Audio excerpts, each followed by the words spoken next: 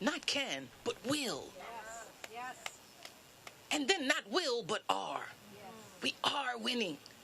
Every moment, every day, every step, every move we make, it's a step in the direction of oneness and of winning. Yes. I believe that.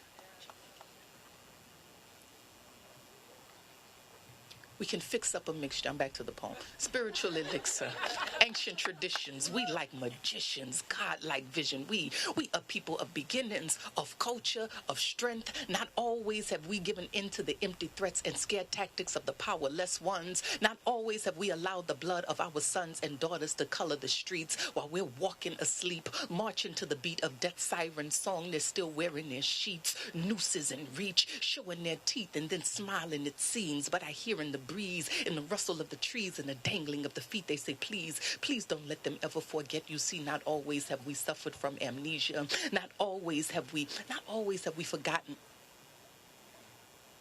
I'm going to leave it there, because not always have we forgotten.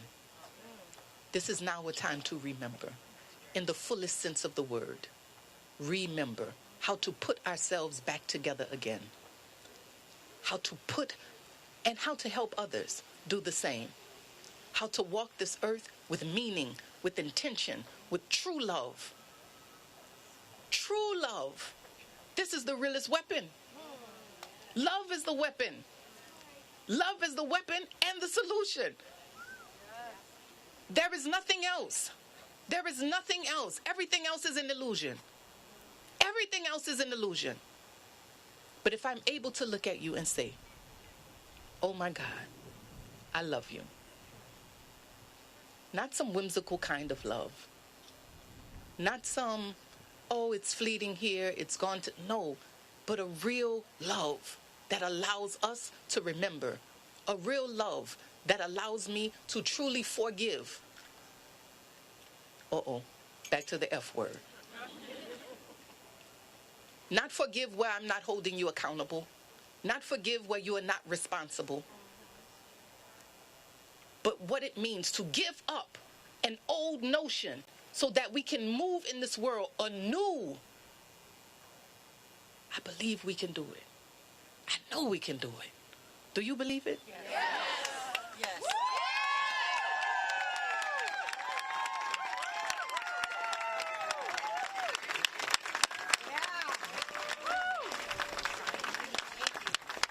Thank you.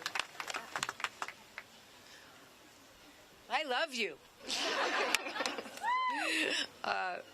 So please, everyone, welcome the award-winning activist musicians who used to be based in D.C. and are joining us from fiery Oakland, California. Please welcome Pat Humphries and Sandy Apatow. Emma's Revolution.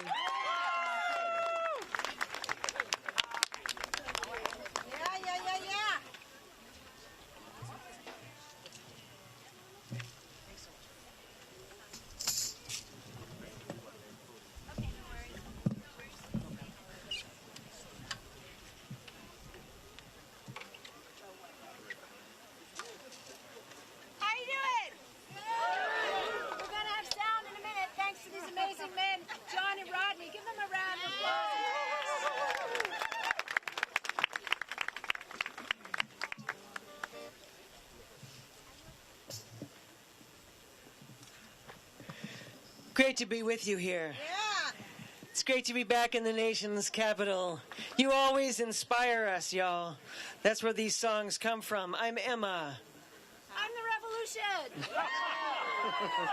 I'm not really Emma. We're named for Emma Goldman because she said, in essence, if I can't dance, I don't want to be part of your revolution.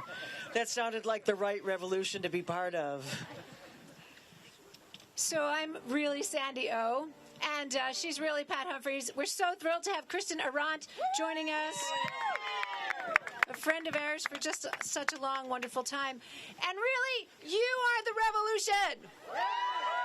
Are you getting that? You are the revolution. You've heard from all these wonderful women about how much we need to be part of this and to bring another one next week, and maybe another 15 next week. And we do come to you from California, Oakland, California these days, where, yes, I see you, where the air is toxic across California. The kind of toxic that can make animals and people sick and die. And the air in this building behind us has been toxic for so long. We sang at the first climate demo when we first started to call it global warming. That was 19 years ago, 18 years ago. And before that, 2 decades before that, Jimmy Carter had solar panels on the roof. And if we had not had the toxic air of corporate, bought-off politicians who are being bought off by the fossil fuel industry, right? Who are being bought off by Big Pharma, right? Who are being bought off by white supremacists, right? Who are being bought off by misogynists, who are being bought off by racist and just hate-filled people. But we are here to put out the fire of hate. We are here to put out these fires of all sorts that are killing us. So that's going to be your part in this song. We have words up here because we just wrote this last night. For you. The kind of last night that's also still called this morning, you know, that kind of last night. And so your part, you're going to sing, put out the fire. Try that. Put out the fire. Sometimes it'll go down, put out the fire, down like that. Put out the fire. And then it'll say, put out the fire. Put out the fire. And then we'll sing those words that so many people have been saying in so many ways. And so many young people are now taking up this call because activists like Takata Iron Eyes and Greta Thunberg have said, our house is on fire. And you're going to sing that. Our house is on fire. You got it.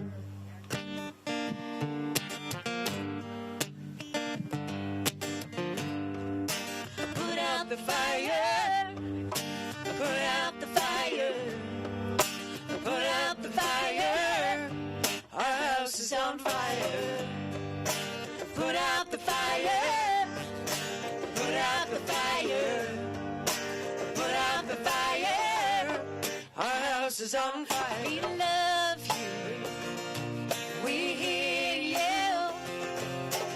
We commit to change our ways.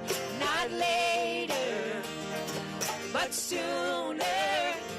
Right now. For the future. Youth can't wait. Put out the fire. Climate can't wait. Put out the fire. Planet can't wait. Put out the fire.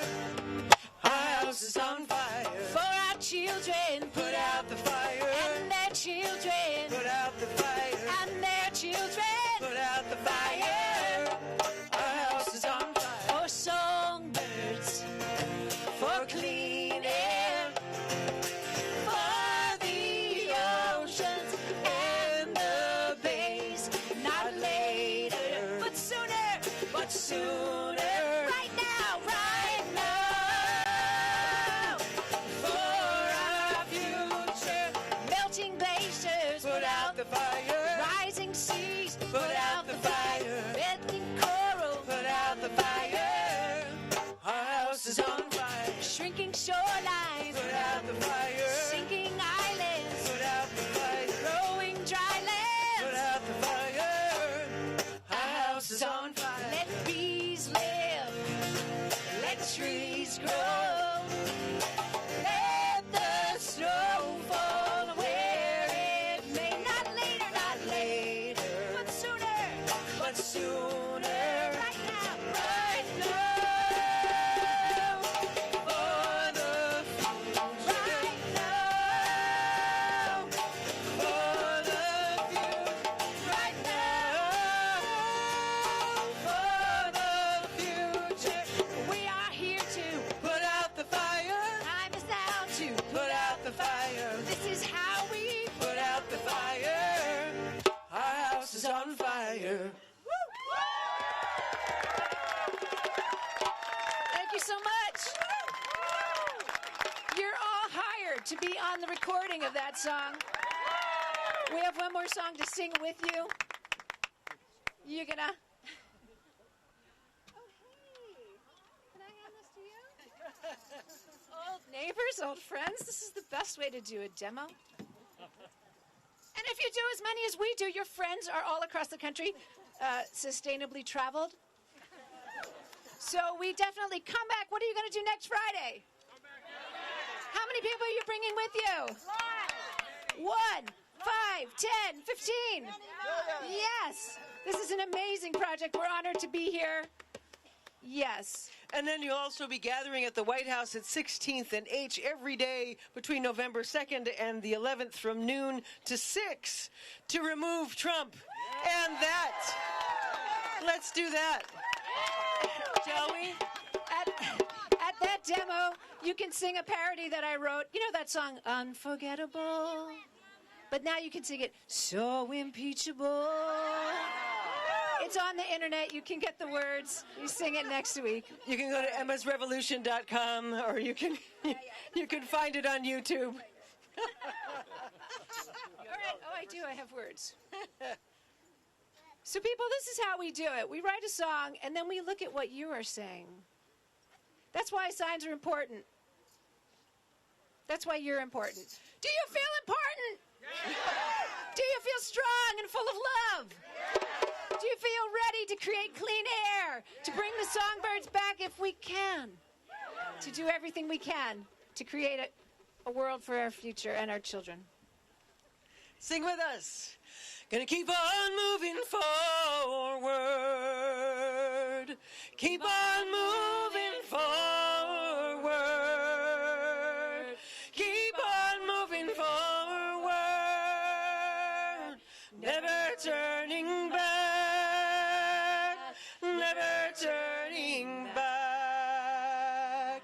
Gonna keep on singing loudly. Keep on singing loudly. Keep on singing loudly. Never turning back. Never turning back. Climb on loving boldly. Keep on loving boldly. Keep on loving boldly.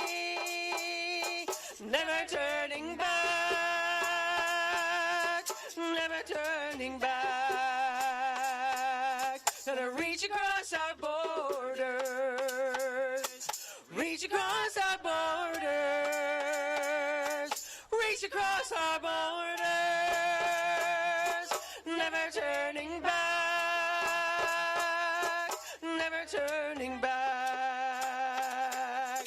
Climate change is real. Tell them! Climate change is real.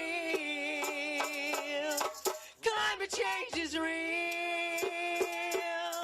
Never turning back.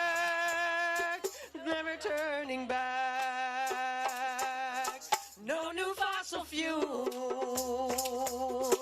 No new fossil fuels. No new fossil fuels. Never turning back. Never turning back. Green New Deal now. Green New Deal now. Green New Deal now. Never turning back. Never turning back. Gonna keep on moving forward. Keep on moving forward. Keep on moving forward. Never turning back. Never turning back. Never turning back. Never turning back. Never turning back. Never turning back. Thank you so much. Thank you. Thanks for being out here. Thank you. Emma's Revolution. Yes. Do you know that last week 100,000 people people watch Fire Drill Friday live stream. So I'm going to ask our live streaming camera to show all of you and give a shout out to our brothers and sisters around the world that are watching. Yes. This is a global crisis, and it's going to take a global effort to stop it. But we in the United States have to set an example. You know, people say, well, why should we do all this work? Because it's China or it's India. And in India and China and elsewhere, they say, well, why should we bother? Because look what the United States is doing. They're not doing anything. What we have to do is unprecedented. It has never happened in human history. We came close with the New Deal. The New Deal put tens of millions of people back to work, but they left out African Americans. They largely ignored women and farmers. So the Green New Deal is going to do more than the New Deal did. It's going to bring everyone to a fair playing field. We're going to make it happen. But to make it happen, as has been said over and over today, we have to demand that the fossil fuel company leave all new oil and gas in the ground. Now think what that means. Tens of trillions of dollars of unexploited fossil fuel in the ground. They're not going to want to do that. We're going to have to make them. And no matter who we elect to office, no matter how good she is, we're going to have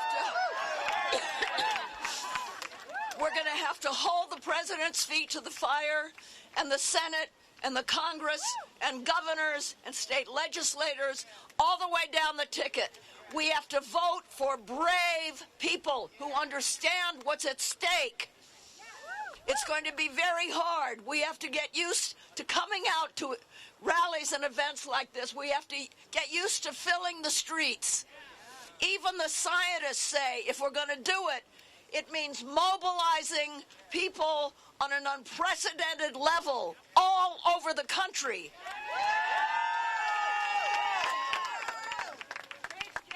I want to remind people that they can join our Thursday teach-in at 7 p.m. Eastern Time on Instagram, Facebook, or Twitter at Fire Drill Friday. When we go into more depth on each issue, next week it's the military, war, and climate change.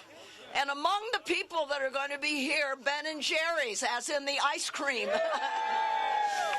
they're going to be participating. And I want to invite you all now to walk over to the Hart Building, enter the Senate Rotunda, and join us in civil disobedience. Thank you very much.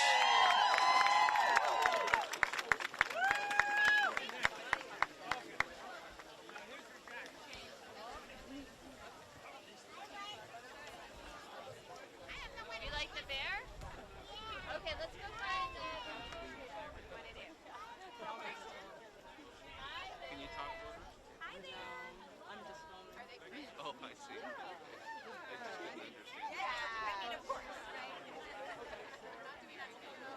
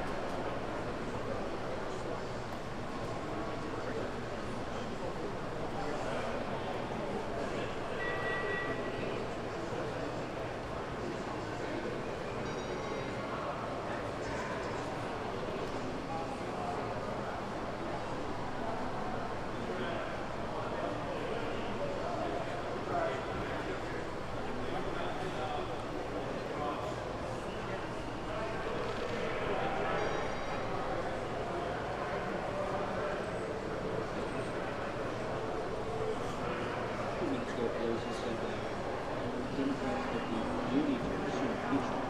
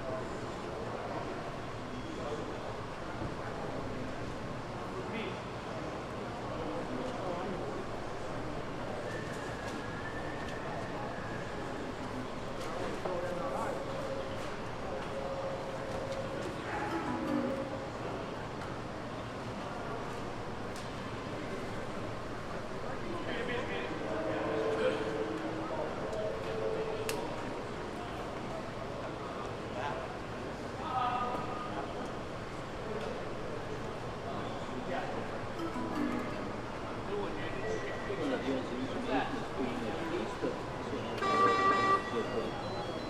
but ultimately was only going to take roughly half of the 2.9 billion operates that Google said.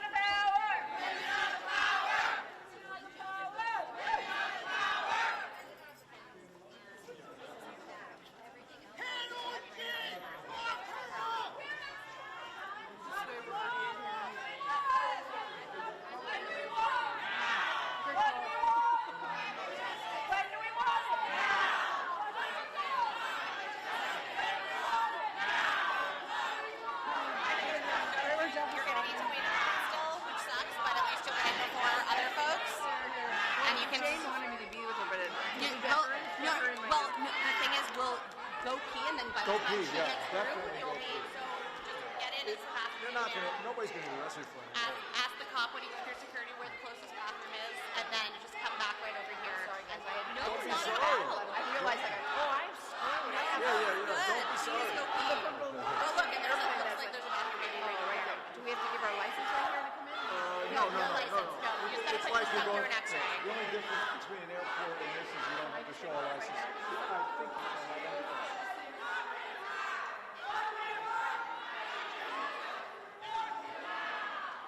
Yeah, I think.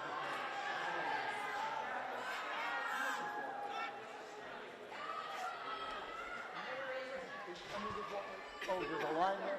There's a, yeah, they won't let you. Yeah, sorry. Don't listen to anything I say, you really.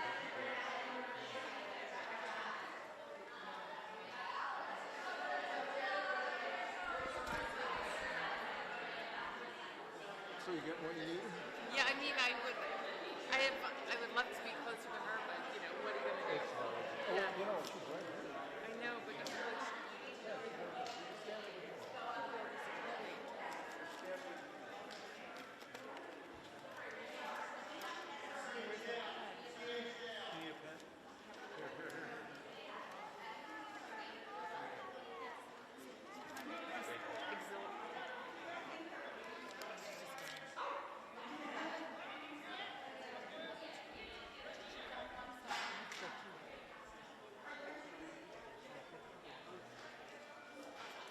Just keep it.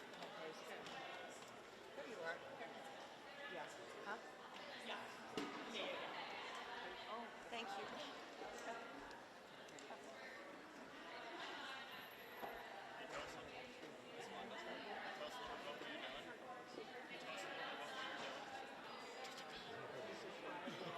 Don't you? Look at this one. Well, it's right there in Dirksen. It was so fun. It was like, she came off the stage on the cruise, and I was like, oh, that Keener, you were like, I was gonna say that. They're, I'm sorry. Come in. Okay.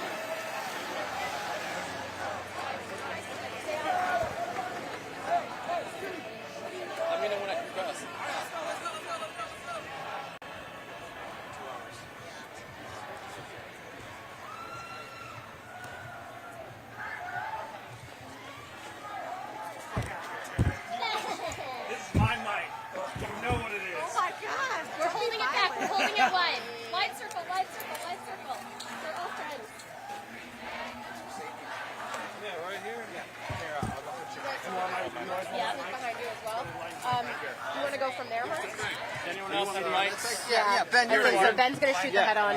Want me to shoot the We're head still on? live. I'll shoot the head on, and then... Russell, we're good for the goodbye when you're ready. Yes, Sue. Gabrielle, there's a mic on the ground, I think. Can I grab that? Can I have that put on the... Yeah. Is that yours? Yeah. Thanks, guys.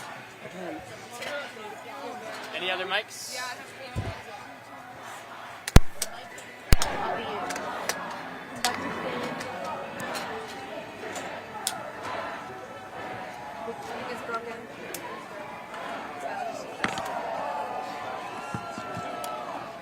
I feel like we're missing some cameras. Yeah, I'm gonna do a circle.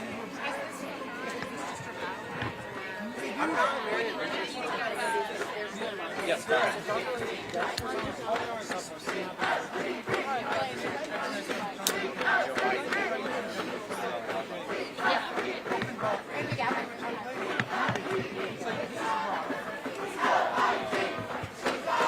All right, this is where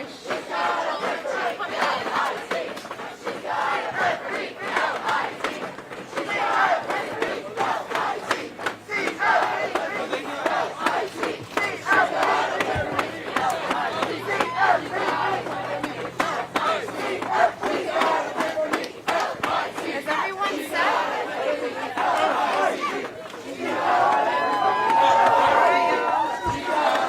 she's here, guys. Senator, Hi, it's fun to be here in Iowa. Senator Warren, you just put out how you're going to pay for your Medicare for All plan. Do you expect something like that could ever pass, even a democratically controlled Congress? Yes, I believe in democracy. I believe that when we dream big and fight hard, we win. Think about it this way. I have a plan that shows how we can have Medicare for all without raising taxes 1 cent on middle-class families. Middle-class families are projected to spend about $11 trillion over the next 10 years, reaching into their pockets to pay for premiums, co-pays, deductibles, out-of-network coverage, things that just don't get covered by insurance companies. I will bring that down to zero. That puts $11 trillion back in the hands of people all across this country. That will be the biggest wealth boost for middle-class America in decades and decades and decades. And it's all fully paid for by asking the top 1% and giant corporations to pay a fair share. I believe in an America where we can have a government that isn't just working better and better for those at the top, but a government that's working for all of us. And Medicare for All is a part of that. Senator, millions of people who work in private insurance and all the people even here in Des Moines who work in private health insurance, where do they go and work when private insurance is eliminated? So if you've had a chance to read the plan, you'll see no one gets left behind. Some of the people currently working in health insurance will work in other parts of insurance, in life insurance, in auto insurance, in car insurance. Some will work for Medicaid. And there is a 5-year transition support for everyone. Because what this is about is how we strengthen America's middle class and how we make sure that in transitions, no one gets left behind. It's right there in the plan, and it's fully paid for. You're building on Bernie Sanders' Medicare for All plan in this plan that you put out. Have you talked to him, or has he reached out to you about what you've done here? I've called him, but he hasn't returned my call yet. Senator, Mayor Buttigieg says this is heading towards a two-way race between you and him. Do you agree? Look, I'm just out here talking about why I'm running for president. And for me, it's based on a lifetime of work. Do you feel like the front runner? I feel like I'm out here every day talking about why I'm running. I've spent my lifetime fighting for working families. And today I get to announce a plan where working families who are projected to spend $11 trillion over the next 10 years can see those costs go to zero. A plan where people who are struggling right now to figure out how they're going to manage their health care bills will see the solution. A plan where someone who has good health insurance, but who right now faces rising premiums, rising copays, rising deductibles, rising out-of-pockets for health care coverage that isn't covered, see a solution. You know, that's the role I think government ought to play. It shouldn't be on the side of giant insurance companies and protecting their profits. It shouldn't be on the side of giant drug companies and protecting their profits.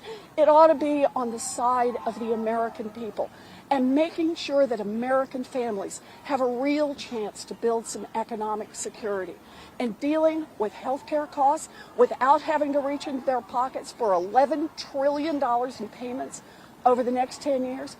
That's going to be a real boost for a lot of families across this country. Your plan here is built on a lot of different revenue streams, including immigration reform, a lot of different ways that you're going to pay for this. But how are you going to ensure the American people that you're going to pass comprehensive immigration reform? Look, this is what I believe that democracy is all about.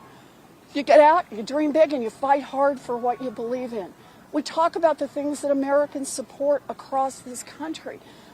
We get out there and fight for it. Look, the revenue projections in this bill are entirely backed up by President Obama's chief labor economist. These are all things we can do. But people have been so long talking about just what isn't possible. They talk about dreaming small. No. We need to be an America that dreams big, that gets out there and aims high, and then fights for it.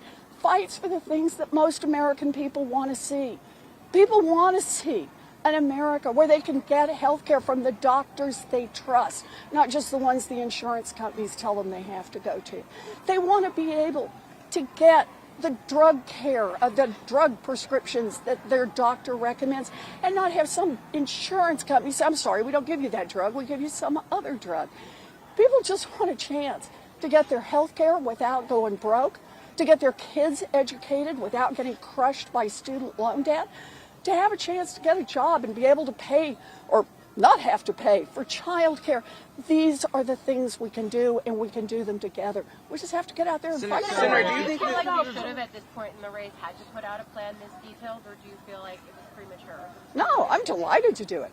Been working on it for a while. I think it's important. Sure. I mean, I think it's important. So there it is. All the numbers are there. And if someone wants to join this plan, welcome. I'm glad for anyone to do that. But if they have a different plan, then they need to explain how they're going to get the 26 million people who have no health insurance covered, how they're going to deal with the 46 million people who are under covered on their health insurance, what they're going to say to all those families who will otherwise, under the current system, spend about $11 trillion out of their own pockets over the next 10 years. How exactly are they planning to cover that? Senator, a recent statement today, Joe Biden called your plan mathematical gymnastics and said it's impossible to pay for Medicare for all without middle-class tax increases. What is your response to him? Wow. So, the cost of Medicare is backed up and was determined. Let me start again. The cost projections that we have on Medicare were authenticated by President Obama's head of Medicare.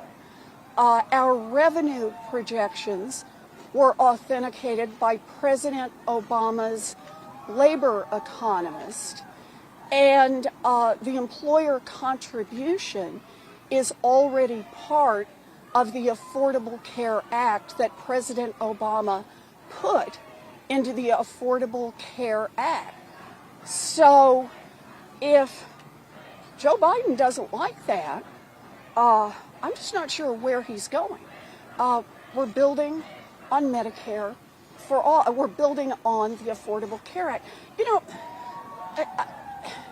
Democrats are not going to win by repeating Republican talking points and by dusting off the points of view of the giant insurance companies and the giant drug companies who don't want to see any change in the law that will bite into their profits. But if anyone wants to defend keeping those high profits for insurance companies and those high profits for drug companies and not making the top 1% pay a fair share in taxes and not making corporations pay a fair share in taxes, then I think they're running in the wrong presidential primary. Senator, one more. The transition period. I'm sorry? When can we see a plan for the transition period into this? I'll work on it. It'll be there soon. And Senator, if impeachment moves on to sorry. If impeachment moves on to the Senate, how will your campaign adapt to the trial? I'll be there. This is a constitutional responsibility. I swore an oath to uphold the Constitution of the United States of America, and so did everyone who is in the United States Congress. I called for impeachment back in April when the Mueller report documented that President Trump had clearly obstructed the law. And I said then that if we don't hold him accountable, he'll keep breaking the law, and that is exactly what he did. In July, he clearly broke the law again with Ukraine. He evidently broke the law again in September with China. He breaks the law now when he refuses to give Congress the documentation or make witnesses available, as is required for us to do our constitutional duties. This man has made clear that if he is given the chance, he will do anything, including break the law, to try to save his own skin. That's why it's time for some accountability. And the tool in the Constitution of the United States for accountability is impeachment. Thank you. Thank you.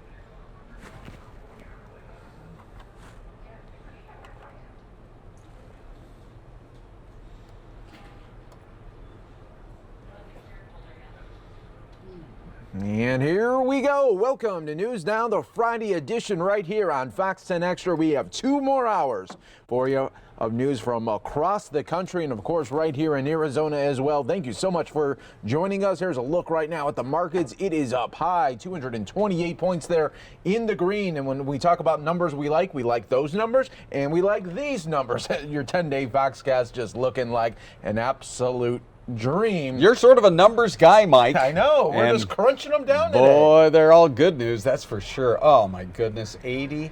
You know, some people actually, I was actually thinking to myself last night on Halloween night, we've had plenty of warm Halloween nights. There was a chill in the air. There was. Last night, right? And I liked it because it really set the tone for the day and also fall. Yep.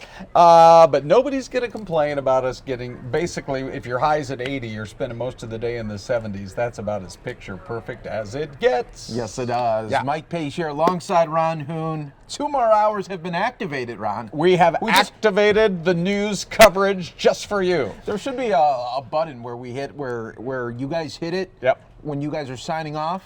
I know. And sends it to me. Wouldn't that be agree. a nice little it promo? would be, yes. And actually, this is cool because Mike was kicking around some ideas yesterday about how he could get a camera on his board. And when you set that up, everybody's got to take a look at it because he has all these different inputs coming in. Yes. You know, I mean, there's so many things happening again today. Apparently, they're going to take some time off now in Washington. Look at this. The day after they say, you know what, we're going to go forward with this whole investigation of the president, then they said, but you know what, we're not coming back until the day after Veterans Day. Oh, for goodness sakes. Wow. Okay, so I don't know. I think most people realistically don't think they're going to even come close now to hitting that original goal. This is like trying to get a house built. Yeah. Right? Yeah. Hey, it'll be ready for you on January 1. We meant February 1, give or take a month or two. Let's check with us in April. So this is one of these kind of things where they had said we want to have it done by November. But if you're going to take a week off at the beginning of November, and a week off for Thanksgiving, you're barely working in November, and you're saying that we're in the biggest constitutional crisis of our time. Yeah. It seems like a lot of vacations should be canceled. By the way, there were the 2 Democrats who crossed party lines.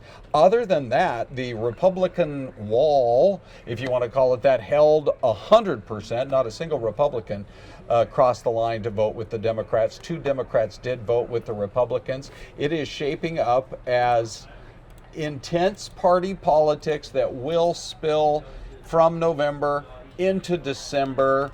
I'm not going to be shocked, Mike, if by the time the House is done with their presumed impeachment, that it will be, we'll just have a few days left in December, and Mitch McConnell really won't have any choice but to get rolling with the Senate side of things in the actual election year of 2020, talking about as we get rolling into the month of January. Now, it's interesting because, of course, some key people in the United States Senate are presidential candidates who are going to be very busy anyway in January. Going to be very tough for them to focus on a trial in the Senate with the future of the president at stake when they're going to want to be on the ground in Iowa. Yeah. Totally. Yeah. Now, Ron, you were talking about how no Republicans switched over to support the Democrats in this push. I was looking back at it. Okay, for Nixon, he had 177 Republicans that crossed over that said, you know, we got to look at this. Yeah. You had 30 Democrats who went over to the Republican side for Clinton. This one, nobody did. Yeah. So, very interesting. I mean, it is split right down the middle, but the country politically is split right down the middle, and it's a pretty close to, statistically speaking, Washington Post poll out this morning that, no shocker here, says the country's pretty evenly divided at about 50-50. 49% in favor of the impeachment and removal, 47% opposed. So, yeah, the country is certainly split on it, Mike. And, I mean, the outcome fully seems to be known by most people. But as we said yesterday, this certainly reaches both bases. It really does fire up Donald Trump's base, and it really does fire up the left's base for whoever the Democratic Party's candidate's going to be in 2020. So it's firing up the base, whether or not come February, Donald Trump still sits in the Oval Office, which appears to be the most likely. Now, the poll, so you were started off by talking about interesting numbers, and those were some interesting numbers there in the election. But there is a poll out this morning that says, at least in Iowa, and Iowa counts for a lot because that's where most of these candidates have been spending. If you had to pick one location, Nevada's going to be voting early, California's moved up, they're going to be voting early. Right. Which frankly is kind of ridiculous because you have so many tens of millions of people in California. It's just sort of an effort to get people to buy a lot of ads in the state of California. You can't do retail politicking in California. I mean, you can try, but in Iowa, you hit every county in Iowa, which was what Pete Buttigieg said he was going to do. And potentially you can really make a difference. You can grab all those headlines. So the new poll that's out, and it's a New York Times poll, and it is absolutely fascinating. The happiest guy has got to be Pete Buttigieg because he is starting to surge in Iowa. You want to be peaking at the right time. And Pete Buttigieg now, about 2 months out from voting in Iowa, is he's almost I actually believe within the margin of error or just outside of it for potentially first place. The poll says Elizabeth Warren still holding strong at 22% in Iowa, Bernie Sanders at 19%, Pete Buttigieg at 18%, Joe Biden at 17%. Now, if you're a Biden supporter, you might be a little concerned about that, but hey, he's only 5 points off the pace, off the lead, and then nobody else really is even hardly registering. Klobuchar 4%, Harris 3%, Yang 3%.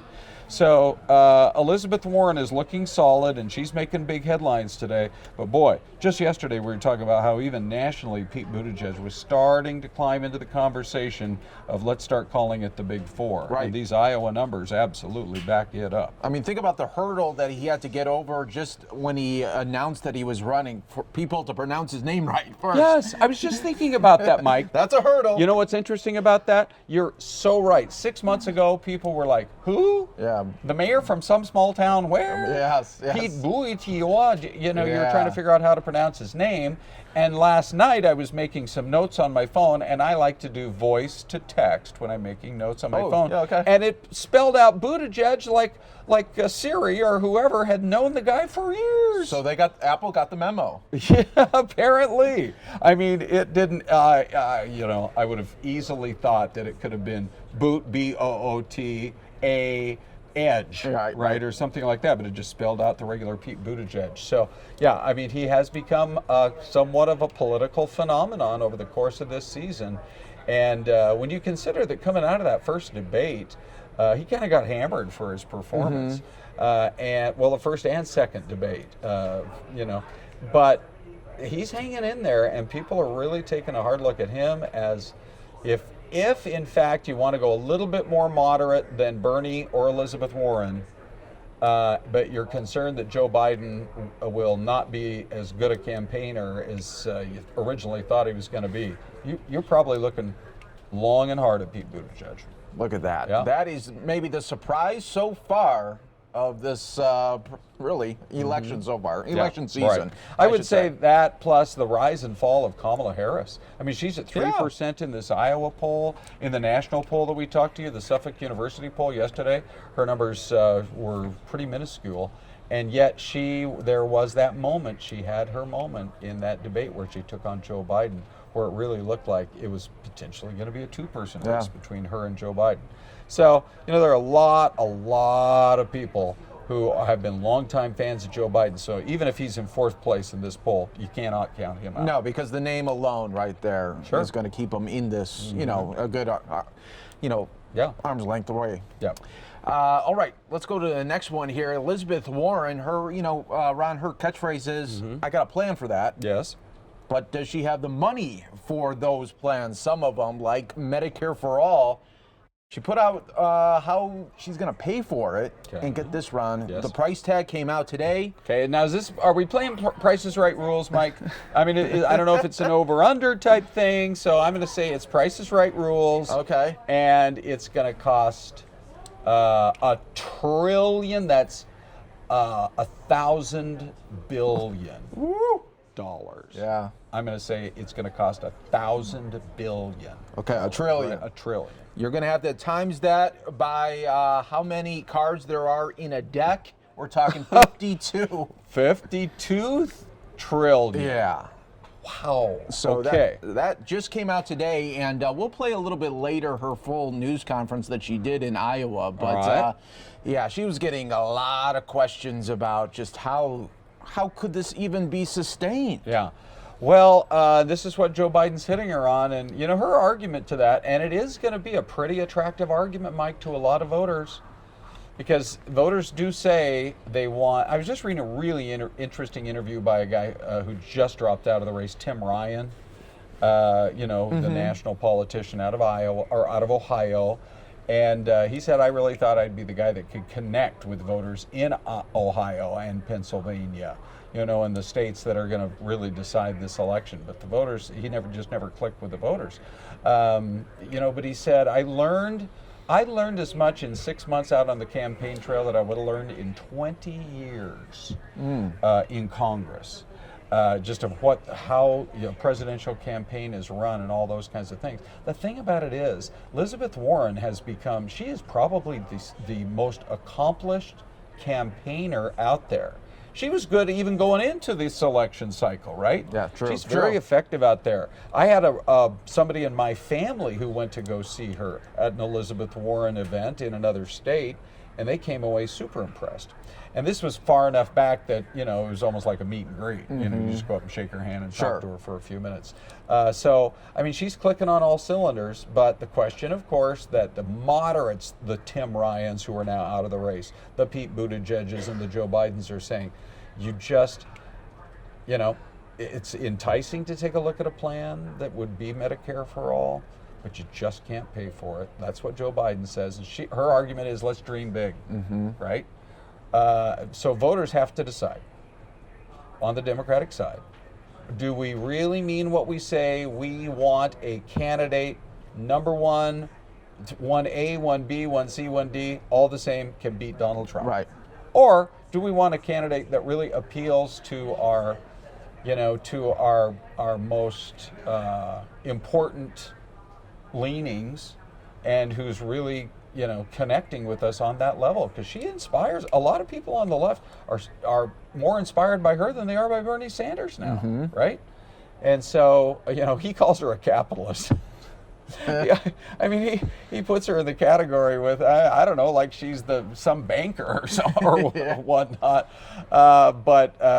She is clicking on all cylinders. But the price tag on this thing, Mike, wow, that's $52 trillion. That's an impressive number. That is a very, very high, and she'll have a lot of explaining to do, and we'll show a little bit about that. A lot of people, especially in the medical field, say you work at an insurance company and you've been there for years. With these private insurance, the way she wants to knock it out, it seems, what would happen to their jobs? Are they just hard out of luck, or probably? So those are the thoughts that are going to have to be talked about as well. Right. It is so interesting because it feels like a couple of elections ago, that's where what the cycle was all about. Was about our Obamacare. And are we going to go down the road that Barack Obama was proposing? So the country is in the midst of this debate that someday will be fully settled, but it looks to me like it's going to take a number of election cycles. And like I said, I really think the election will come down to whether it's her and Biden or her and Buttigieg or somebody still to come, like if Hillary Clinton were to enter the race. Bill Clinton didn't dampen that speculation one iota. No, he didn't. Yeah, so, will it be her on the left versus more of a centrist? And this particular plan is going to be the plan that probably separates one of the two leading candidates when it comes time for folks to vote. There you go. And next week, I bet, Ron, there will be a lot of campaigning because, well, they won't be in Washington. So we might have a lot of campaigns next week to look forward to. Yeah, for sure. So look forward to those. Sure. All right, before we go, I just want to show everybody another day, another fire in California. This one just popped up late last night. It's called the Maria Fire, and it's burning at 8,500 square acres right now. Right. So this is the situation there in Southern California. Yeah. So you can see where it burned, and it actually, to me, it looks like you have all up along that ridge there, Mike. You're right. This is right on the edge of, as you head toward into Ventura County. But it looks like embers from when that fire was burning overnight landed all the way down in that orchard or vineyard, that type of a thing. They're able to attack it with the aerial assets. They've got a lot of those, that's for sure, and it's so fascinating to watch these guys work. I know. You know, and drop that slurry and make some progress. But again, nobody, if you're just turning on the set, you're like, what Maria fire? This wasn't even on the radar screen 24 hours ago. It sprung up last night right around 6:15 p.m. It was very windy last night. It exploded in size to 4,000 acres. But honestly, Mike, it looks like they've done a pretty good job of getting it knocked down right in that, right up on that hillside. There we go. So we'll keep an eye on that. If we hear any news conferences, we'll bring it to you right here on News Now. Just getting started for you on this Friday morning. When we come back, though, here on News Now, President Trump once again this morning going after Chicago's top cop. See what the commissioner here had to say about President Trump.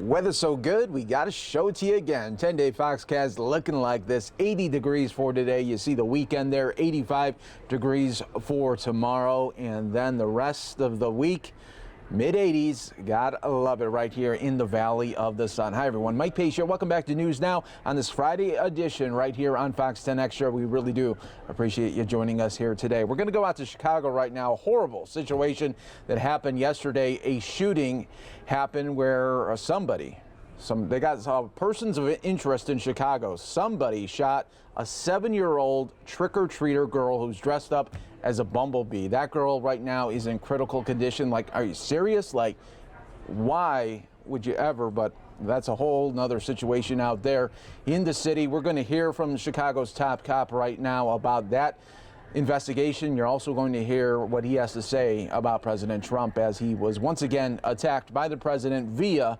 Twitter today. Let's bring it to you right here on News Now. Good morning, everyone. I came here this morning to brief you on the October crime statistics and the progress being made to reduce violence in the city of Chicago.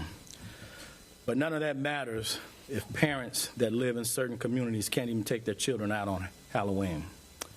The shooting yesterday was reprehensible. Those involved don't deserve to be in our city. So I'm disgusted, but committed to doing everything we can to find the cowards that would engage in a gun battle in the early evening hours while children were trick-or-treating. That little girl clings to life this morning. We've identified one person of interest, but we know there are multiple individuals who were involved or have knowledge of others who were involved in the incident. Detectives have been working through the night to follow leads and chase down every bit of video available along 26th Street.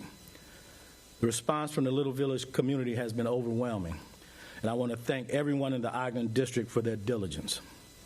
Phones in Area Central were ringing off the hook last night, and people were stopping in the 10th District to pass along information. That's how we're going to solve this case. It's going to take a community-wide effort. The only way we can make our neighborhoods safe is if everyone is invested in the process. There's no place for offenders to hide when all eyes are searching. Area Central detectives will stop at nothing until we have the offenders in custody. Now, I expect to have more information on this tragedy very soon. Again, I know there are people out there that have details on who these individuals are and where they might be located. I'm asking anyone who knows anything to stand up and do the right thing. Come forward so we can hold these offenders accountable. The individuals that did this cannot be trusted in the Little Village community or in any neighborhood in Chicago. Again, I know we're supposed to discuss the monthly crime stats today, but I'm asking all media outlets to use your airtime, websites, and newspapers to call for help in solving this case of a little girl who clings to life. I ask you for your prayers for this most vulnerable of victims. I also ask for your eyes and ears. Together, we can bring these individuals to justice. Thank you to the tipsters that have already come forward. I know the people of Chicago will come together in a moment like this. Incidents like this don't just touch those living in the specific neighborhood on a certain side of town. This is a crime that touches all of us. There's no place for this savagery in our city. Together, we can be one set of eyes and one set of ears. Together, we can find the individuals responsible for this aberrant crime, and together we can bring them to justice. And with that, I'll take a few questions if you have any. There's multiple offenders, so we're not sure of the number yet, but there's multiple offenders. There's a great possibility it is, yeah. Say again? Yeah, she's still critical, but she's been stabilized. Yeah, it has been very, very helpful. The video has been very helpful, and some tips that have come in from the community have been very helpful. Does that feel different?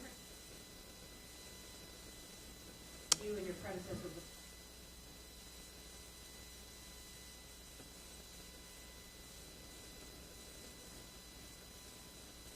Yeah, it does. We've had really a great deal of tips come in for this particular incident, and that tells me that people are tired of this senseless violence. It also tells me that people are ready to come and work with the police department. You know, in reducing these crime numbers for these last 3 years, and it's been a group effort. And one of the leading causes of this crime reduction is because we have community groups in a lot of communities around the city, and the ones most plagued with violence coming forward to partner with the police now. And I can't understate that enough. That has helped with reducing a lot of the crime in our challenging areas. Yes, he had on a Jason Halloween mask, I believe.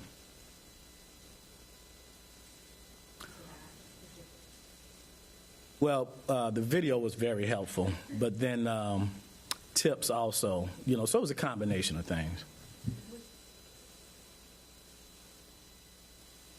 I'm not sure which video it was, but it was very clear and very helpful. Or was it You know what that is? The combination of them. And say again?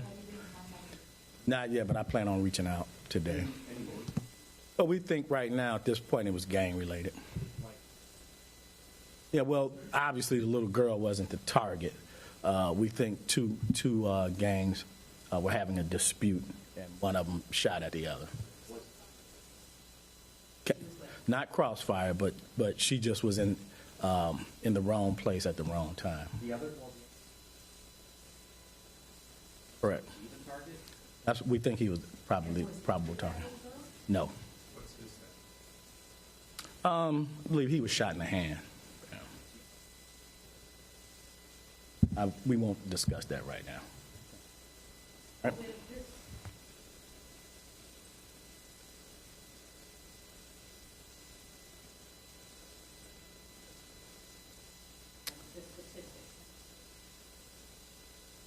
Yeah. Right. So I feel good about the statistics. We're at 20-year lows in robbery, burglary, and auto theft. And, of course, we had a 24% reduction in murders this past October compared to last October. So, we've seen steady declines for the last 3 years. So that is progress. It's not cause for celebration, but we're certainly in a much better place than we were in 2016. And quite frankly, than we were last year. So I think over the past 3 years, we've had 23% reduction, 15% reduction, and now this year we're at about an 11% reduction in terms of murders in the city. So that's good news, but we still have a lot of work to be done.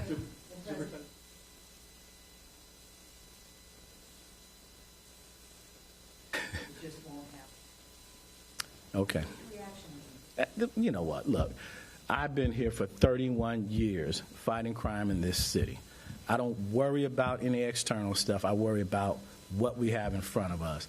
The fact of it is that numbers do matter, facts matter, and the facts are that we've steadily been bringing these numbers down over the past 3 years. So that's what we need to focus on.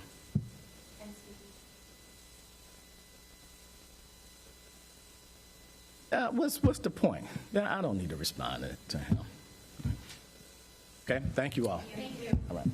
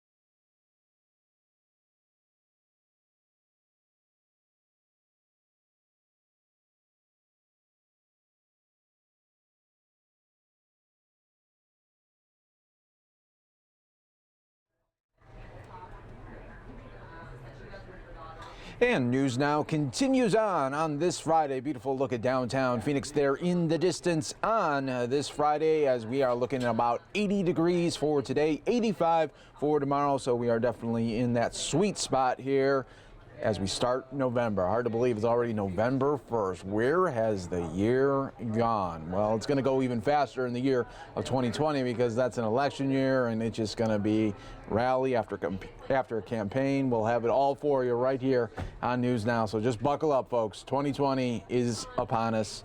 We can feel it. All right, everybody, while we're talking about 2020 and beyond, Elizabeth Warren detailing her Medicare for All plan. The price tag, though, comes at $52 trillion. 52. So she was trying to defend that today in Iowa. Let's listen to some of what she had to say. To be here in Iowa. Senator, when you just put out how you're going to pay for your Medicare for All plan, do you expect something like that could ever pass, even a democratically controlled Congress? Yes, I believe in democracy. I believe that when we dream big and fight hard, we win. Think about it this way. I have a plan that shows how we can have Medicare for all without raising taxes 1 cent on middle-class families. Middle-class families are projected to spend about $11 trillion over the next 10 years, reaching into their pockets to pay for premiums, co-pays, deductibles, out-of-network coverage, things that just don't get covered by insurance companies. I will bring that down to zero. That puts $11 trillion back in the hands of people all across this country.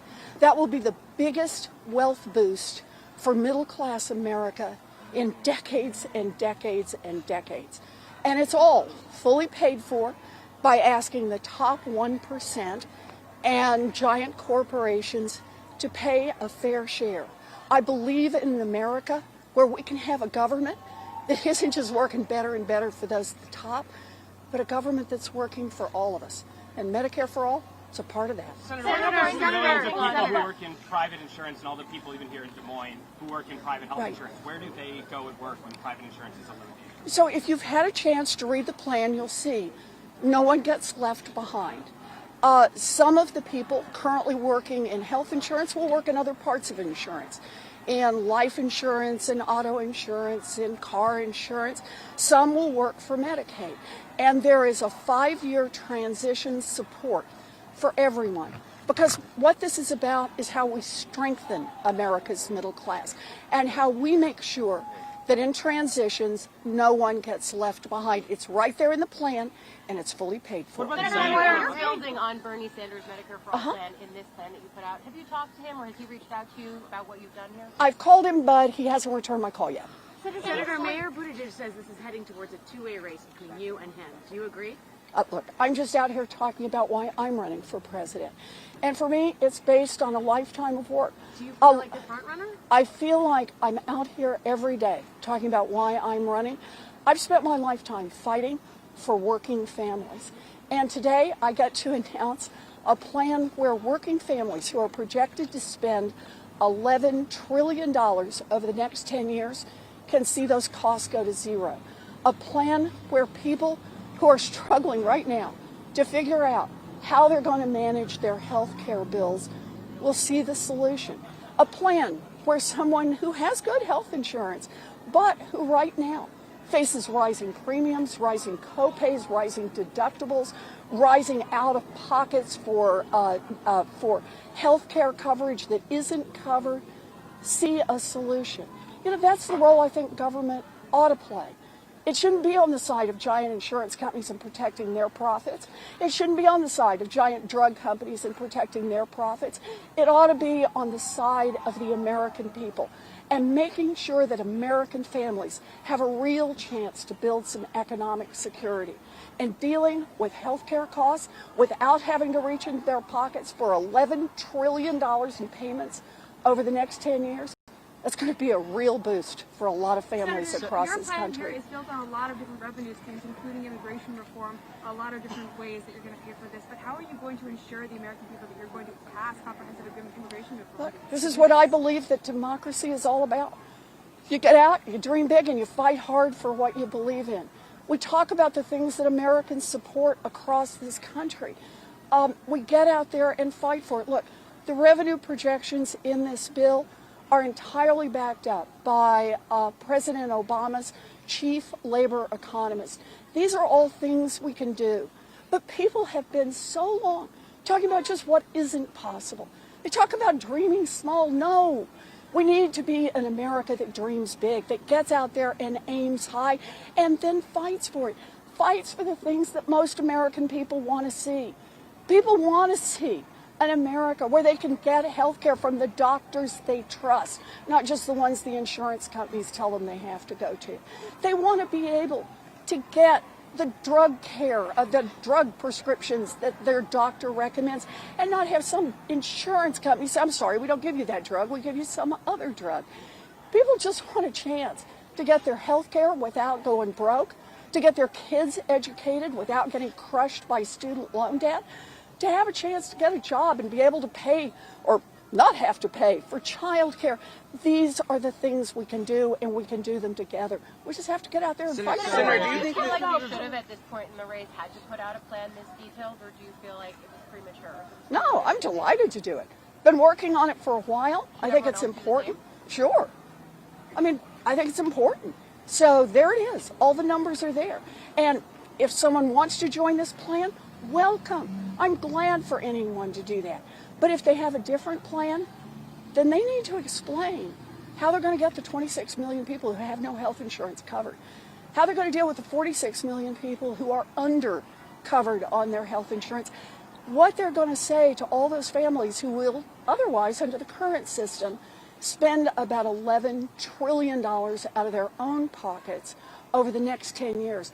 How exactly are they planning to cover that? Senator, are you saying that today Joe Biden called your plan mathematical gymnastics and said it's impossible to pay for Medicare for all without middle-class tax increases?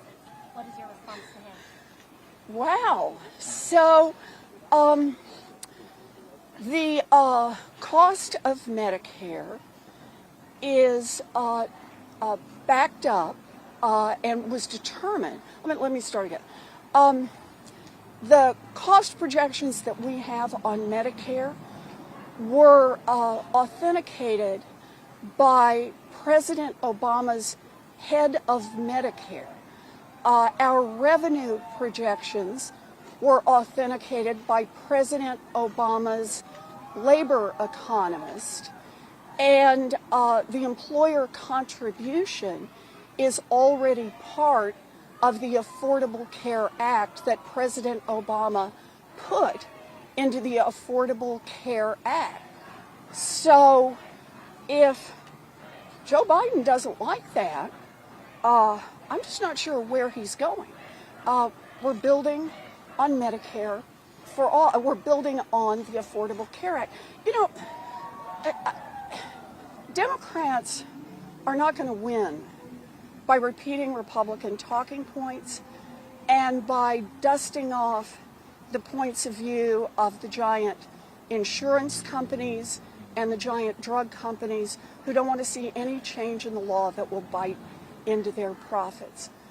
But if anyone wants to defend keeping those high profits for insurance companies and those high profits for drug companies and not making the top 1% pay a fair share in taxes and not making corporations pay a fair share in taxes, then I think they're running in the wrong presidential primary.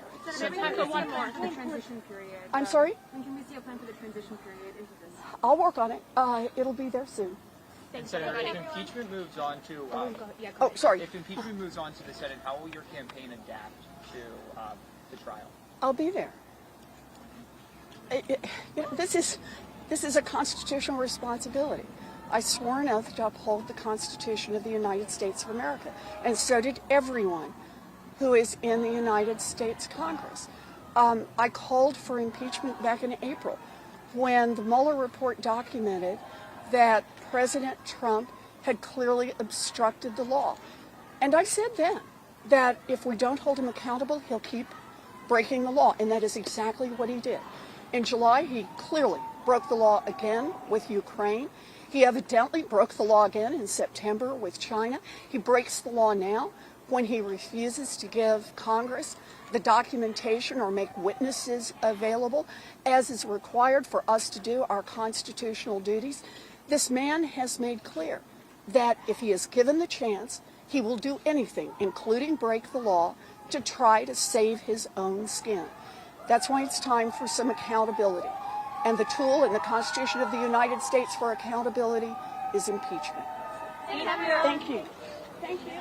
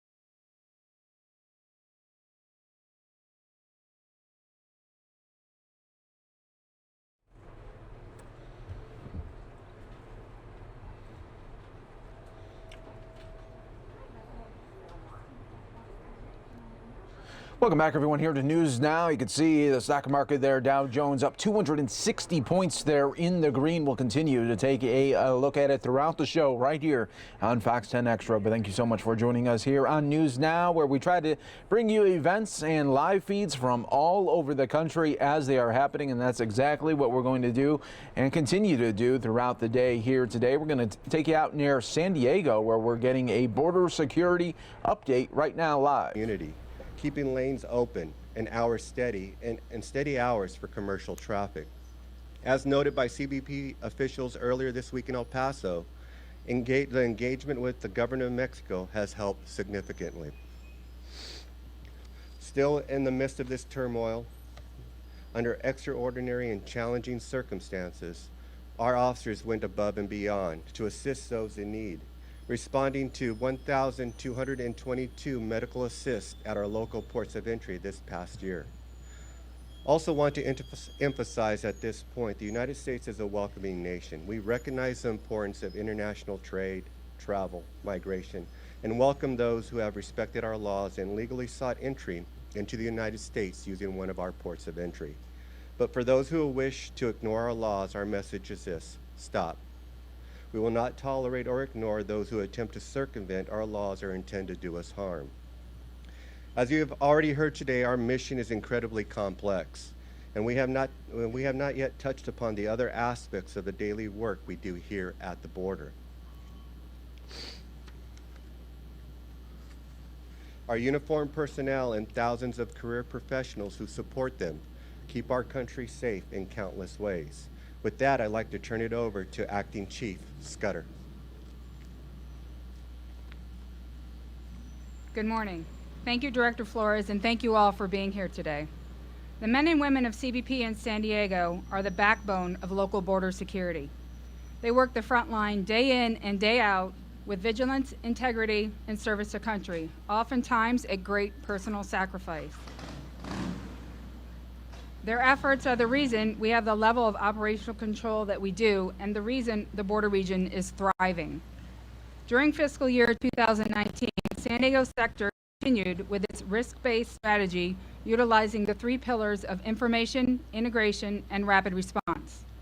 Border agents nationwide apprehended over 800. All right, so obviously that signal is not cooperating with us there, so we'll keep an eye on it. If it does come back, we'll bring it to you. That's okay, because we got another live event that is happening right now. This one in Florida right now. This is Nicholas Cruz. He has a status hearing right now. He's the Parkland shooting suspect there. In regards, this court update is in regards to an incident in which he attacked a deputy in a Broward County jail, wrestling him to the ground and grabbing his stun gun. According to the Broward Sheriff's Office, the trouble began around 6 p.m. last year on November 14th.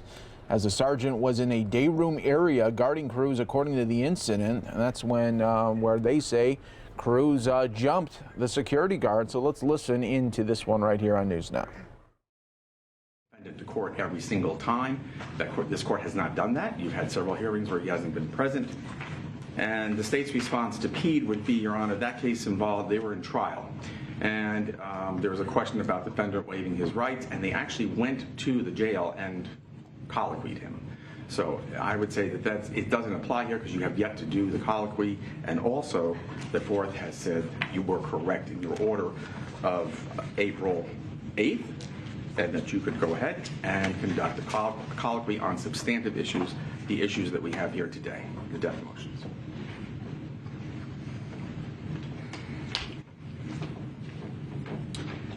Okay, I've considered all of the arguments of counsel as well as the applicable law, and from this point forward, I'm going to find that the defendant must be present for all substantive hearings, including the one this morning. And that is my final ruling, and you all can do what you need to do if you disagree, but I'm not going to entertain any more argument on this issue for now. Okay, so let's start with DP1, which is the defendant's request for the trial court to state a basis for its rulings. Does the defense wish to add anything else to its written motion? Judge, I would just argue that It's a violation of due process if a request is made to state the basis for a ruling on the record and that's denied. It's a violation of Florida constitutional rights to Article 1, 2, 9, 16, 17, and 22, U.S. Constitution, 5th Amendment, 6th Amendment, 8th Amendment, and 14th Amendment. Judge, the definition of preserved in terms of an appellate issue under 924.0511B means that an issue, legal argument, or objection to evidence was timely raised before and ruled on by the trial court, and that the issue, legal argument, or objection to evidence was sufficiently precise that it fairly apprised the trial court of the relief sought and grounds therefore. That's what's required to preserve an issue, and it's equally important that the foundation, the factual findings and legal conclusions that the court makes be stated on the record for appellate review. This is a capital case. Heightened standards of due process apply, Judge, and pursuant to Gardner, 430 U.S. 349 cited in the motion, it would be error to deny a request to state the basis on the record, so we're asking that the court grant this motion. Your Honor, if I may be heard. Sure. The state filed a response, and the state wouldn't presume to tell this court or ask this court how to rule, and would point out to the court that the defendant has had no problem in using its appellate remedies in seeking review in the 4th DCA. So whatever this court is doing in drafting its orders, it's been doing correctly and has been understood by the 4th DCA. So the state would ask this court to take whatever actions it deems just in entering orders for the defense and for the state.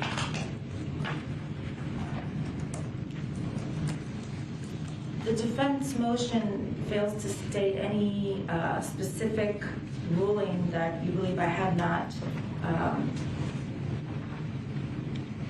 given a basis for. So this is a speculative request, and I also believe it's somewhat subjective, because you may think, I don't disagree with you that I should give a reason for my rulings. However, you may think in a certain instance, and of course we don't know what it is because it is sort of speculative. It is speculative at this point, but there may be an instance where I feel I did give a proper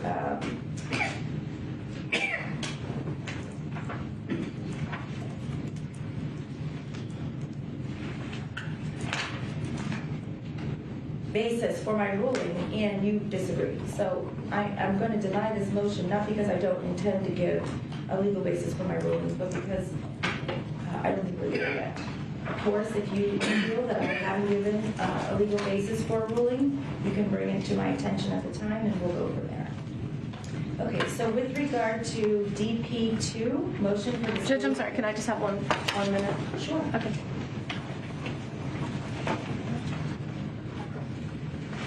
Okay, my apologies. That's okay. DP2, which is motion for disclosure of favorable evidence. Does the defense have anything to add to your written? All right, so that's the status hearing in Florida. If we get any updates there, it's kind of hard to follow along there, especially when they have the backs to us right there. So if we get any new developments, of course, we'll update you right here on the News Now, everybody. But thank you so much for continuing to be here with us. Let's go out to Chicago right now, where Chicago teachers finally going back to the classrooms after an 11-day strike. They were talking today. Let's bring it to you right here on News Now, everyone. This is really a historic day for Chicago. Together, SEIU and CTU have united to bring dignity and respect to our lowest wage workers. We're very proud that we were able to accomplish some things. In the beginning, they only talked about CTU and not SEIU support staff, SECAs, bus aides, custodians, bus monitors, and we were able to turn that around. Our workers stood together, and we stood with CTU, and we were able to accomplish a lot of really good things for these workers. The officers of Local 73, when we came to Chicago as officers, we had one goal in mind, and that's to change the lives of workers, and that includes all workers. So this is a historic victory for hospital workers, fast food workers, and our SEIU members. Thank you. Good morning. Crystal Williams Hayes, Recording Secretary of the Chicago Teachers Union and PSRP for Life. And I proudly stand here representing the paras of the union as well as the SECAs, the paraprofessionals of the buildings. And I am glad to say that they can go into these buildings with dedication to the students that they service. We received justice in this strike for our students mainly, and they can be dedicated to the work that they've been hired to do, and the students will be proud to know that the paraprofessionals in the buildings will be there to support them. Thank you. Buenos días. Quiero decir hoy que es un momento histórico en risking your work. Obtain these benefits for our children. Your students would not have been possible without you and the Chicago Teacher Union support and sacrifice. If I had to leave my children again without school to support you, go through cold and rain to continue fighting for the rights of my children as students, I will do it again. Thank you. Thank you.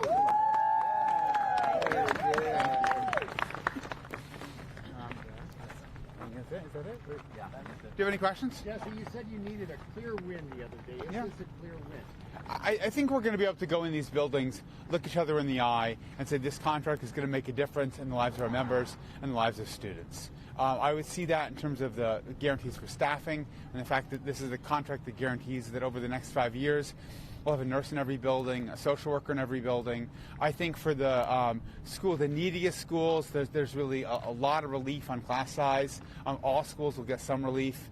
I think there's a number of other work rules which are improvements. And so, yeah, we achieved a lot. Did we achieve everything? No. And I think as you heard, we're going to keep fighting for everything that we deserve. What would it take to get to 5 years rather than 3? In negotiations, it's always give and take. And in this case, there were a lot of things that we wanted in writing. The district said they weren't going to do it. Well, they did it. And what we had to give was a 5-year contract. Jesse, you said that it took way too long to get to this point. Is there anything you wish you could have done differently, or your team? We tried to start negotiating key terms of this contract all the way back in October of 18. We submitted formal demands in January of 19. That is 10 months ago. Negotiations, and at the time, the Board of Education said, well, we don't want to really get going because we don't know who the mayor is going to be. But we've known who the mayor is since early May, or the mayor's been actually sworn in since then, or mid-May, I guess. But we've known who the mayor is going to be for a long time. And I wish we would have started talking about the key issues back in July and August. We tried, but the board said this isn't an appropriate conversation for a labor negotiation. And so they stonewalled us. And I feel like some of the issues in the strike that took a long time to work out were the details of how you craft an agreement on staffing or how you craft an agreement on class size. Because that hasn't been in our agreement before. This is new. And if they had taken that up, I don't think the strike would have been as long. Although maybe the reason that they were forced to concede these things is because of the pressure of the strike. And maybe they were waiting to see how the public would react. And I think the public and the members of this union were spectacular. And striking is hard. It's physically hard, and there's also a lot of anxiety about your paycheck, about how you're going to return to work, loss of pay, the sacrifice involved there. And maybe the people in power in the city wanted to see if people really were going to stand up, and we did stand up. And I think part of what you're hearing, the emotion, the release of all that, is the release of tension when you've been under a risky and endeavor that puts a lot of pressure on us. And now to come back and say, yeah, we accomplished what we said we were going to accomplish. And I think that makes us proud. In the end, it was a one-on-one with you and the mayor. Yeah. Take us to that moment. Those of us on the outside are dying to know what was going on. There'll be a time for that conversation, but right now, I just want to be clear. This is not about a one-on-one with me and the mayor.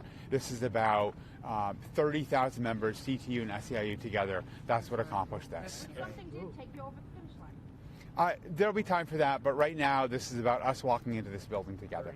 Any hard feelings, Jesse, that are those between you and the mayor? Is that watering the bridge at this point, or is that going to be something that lingers between you and CTU?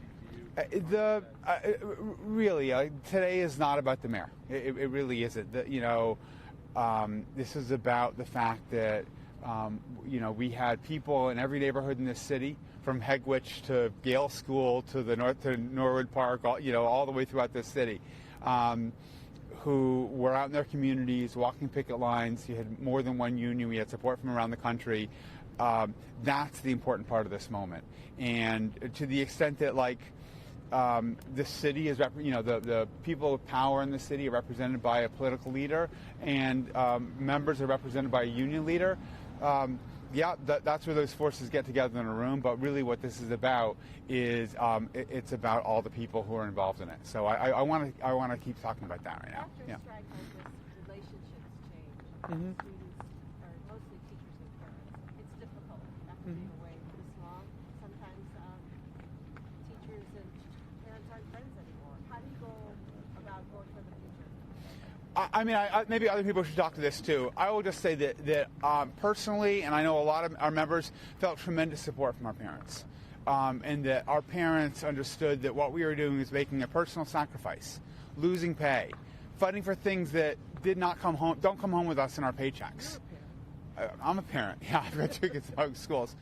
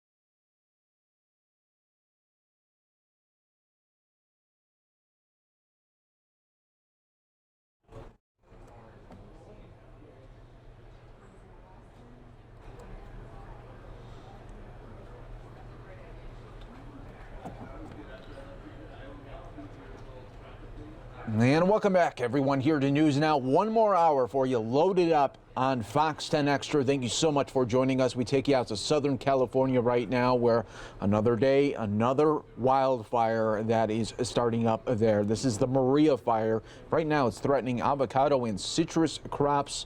And we are being told that it's burning at 8,500 acres right now. We'll keep an eye on that for you. If we get any additional details, we will bring it to you right here on News Now. I'm your host, Mike Page.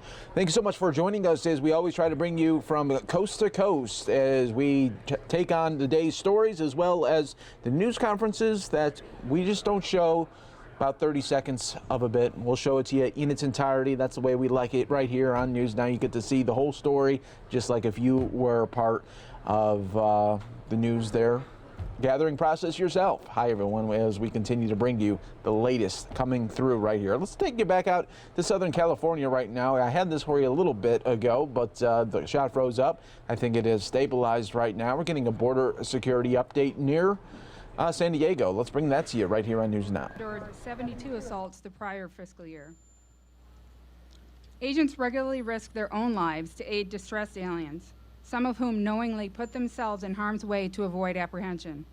San Diego agents rescued 20 people during FY19. Due to the rugged and unforgiving terrain, most of these rescues are highly complicated and require specially trained search and rescue units to deploy. A law enforcement event oftentimes shifts very quickly to humanitarian life-saving effort.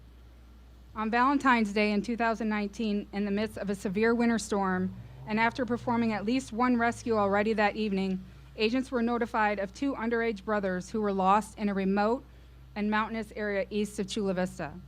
When agents found the brothers, one of the young men was unresponsive and suffering from hypothermia.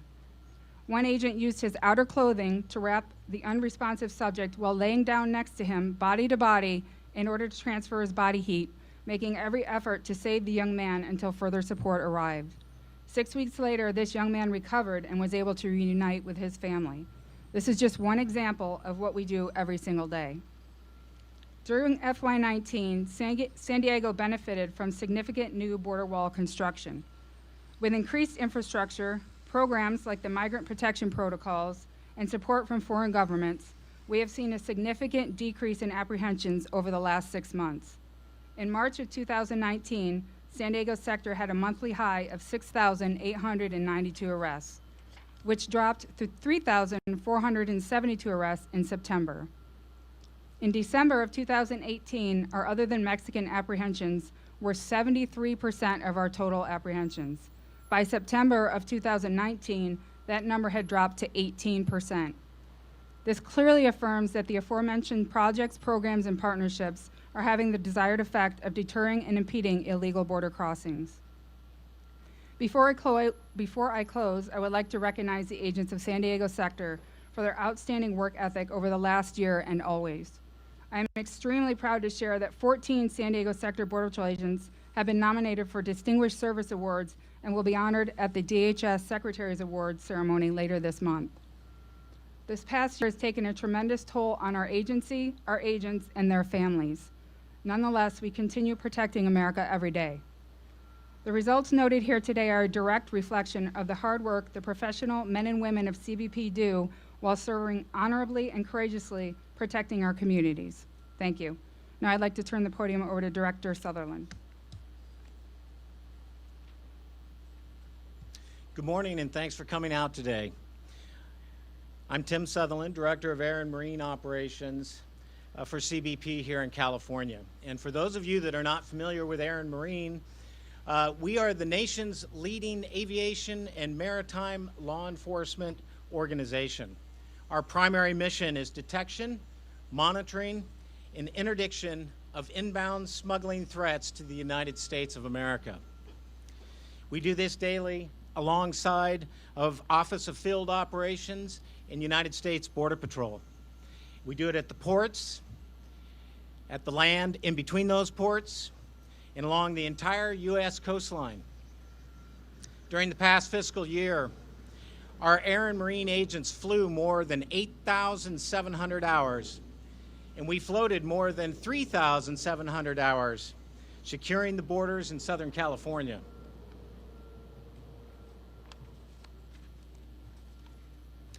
During their operations, our crews worked with partner agencies to seize more than 4,000 pounds of methamphetamines. We apprehended more than 2,300 individuals trying to enter the U.S. illegally and arrested over 100 other individuals accused of breaking the law. San Diego is a unique environment to operate in. We have urban areas, mountain, desert terrain, and of course our beautiful Southern California coastline. Our agents continue to work some of the most dangerous and remote smuggling routes to ensure that illegal activity is stopped.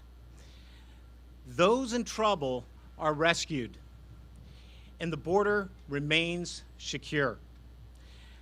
I would like to share a story that highlights the incredible work that our CBP agents do day in and day out as we work together to secure our borders. On September 2nd, 2019, 3 Air and Marine agents and 1 Border Patrol agent working together encountered a sinking vessel in the San Diego Bay.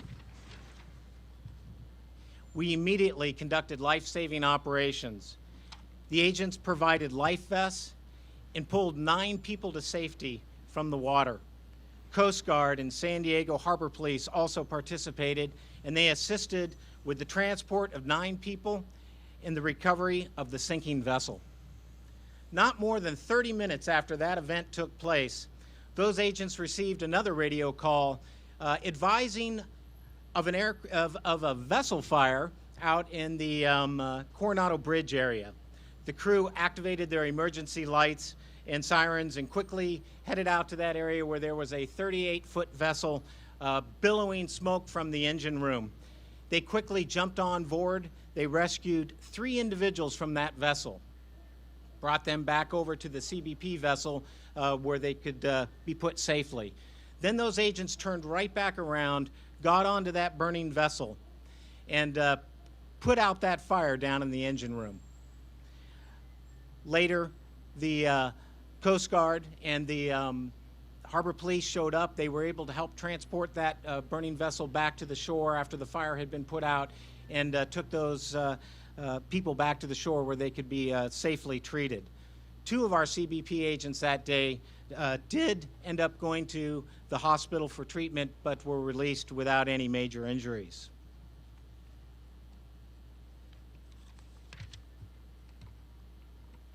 As I stated before, our agents work in a dangerous and sometimes very unique environment, with our primary mission to ensure that illegal activity is stopped. That if there is somebody in trouble, we are there to rescue them, and the border remains secure. I am honored to have been here today to have this opportunity to let our local community know the results of the hard work that our agents were able to do during this fiscal year. Thank you. Thank you very much.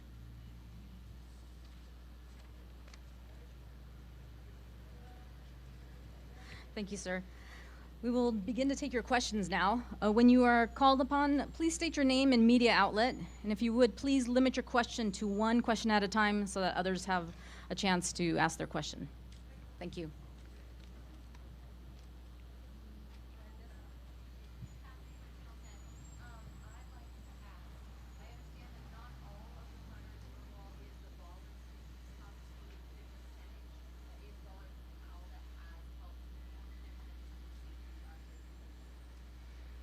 So I don't have the exact percentage. The border wall was completed, except the primary border wall replacement was completed in August, except for one very small portion.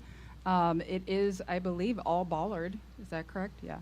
So it's 14 miles of bollard fencing, and then just some small areas that have to be put together a little bit later. But.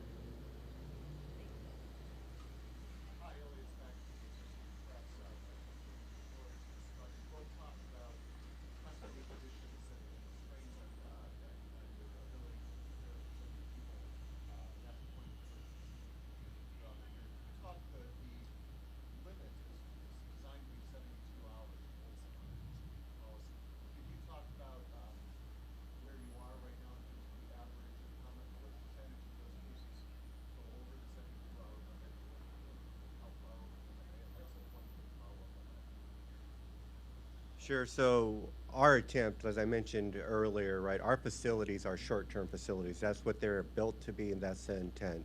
Our goal and what we attempt to do is get individuals out of our custody as quickly as possible. We are kind of that processing area, first point of contact.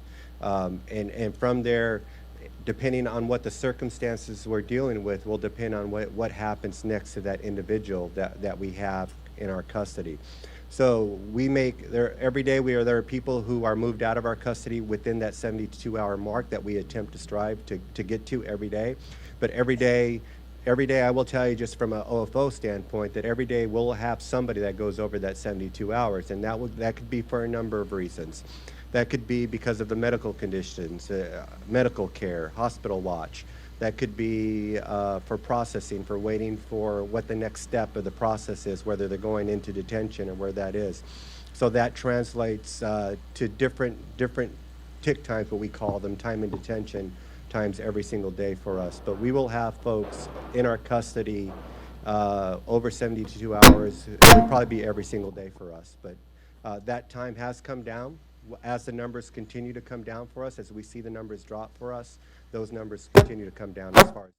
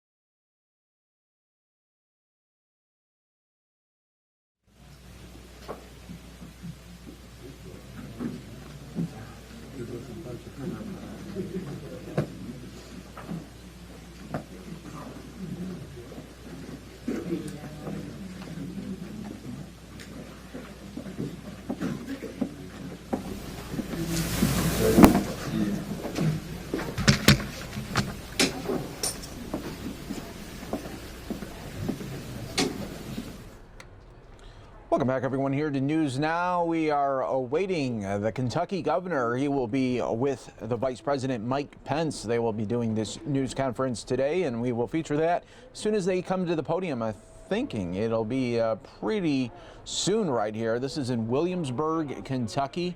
Vice President Mike Pence is going to be meeting with first responders. You saw some of them right there as the shot before it zoomed in. So once we see them, we'll bring it to you right here on News Now, everybody. So we're trying to keep up with every feed that is coming to us right now. We do appreciate you joining us here on this very busy Friday. Thanks so much for being part of News Now, where we try to stream it to you from coast to coast as it is coming in. While we do wait for that news conference to begin, let's take you out to Washington, D.C., where there was a climate change rally being held earlier today.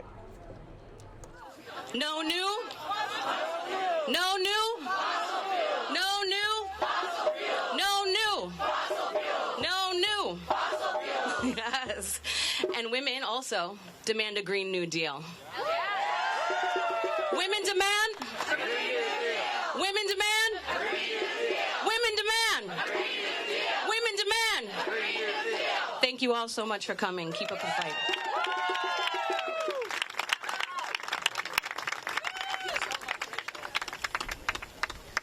Thank you so much. Amira Woods, originally from Liberia. Amira Woods is a consultant, strategist, researcher, and advocate specializing in social impact and innovation. Amira is a member of the International Working Group for Africans Rising, a network of African social movements working to build peace, seek justice, and manifest dignity. She has served as Director of Social Impact at ThoughtWorks, a global technology firm where she led efforts to bring more robust tech solutions to the Ebola crisis. Prior to that, Ms. Woods worked at the Institute for Policy Studies as, yes, as Director of Foreign Policy and Focus. She was an undergrad in political science at Columbia University and her graduate studies in political economy and government at Harvard. Everyone, Amira Woods. Good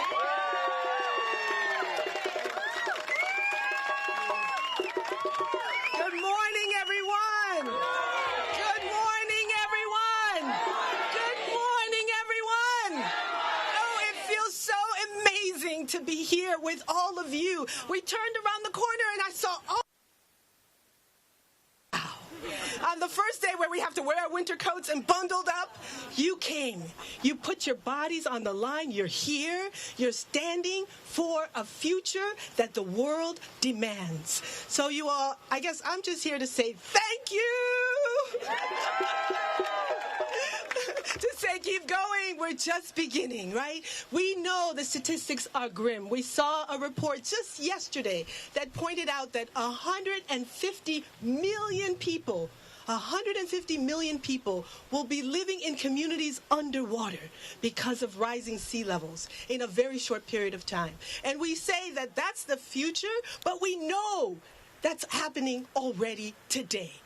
In Liberia and in many other communities around the world, you have particularly small communities where marginalized people have been stripped of their political power, have been pushed to the brink, and are now already facing their communities already, their houses already underwater. You have the spread of the desert because of the climate change, and of course we see the wildfires all over California and other parts of the world. Typhoons in Mozambique that are killing millions, 2 typhoons just this year alone. You have to recognize that across this planet, people's lives are in danger today. Not 11 years from now, as the climate scientists tell us, right? So just imagine how it will be then. We must use all our energies to gather all of our power to say enough is enough.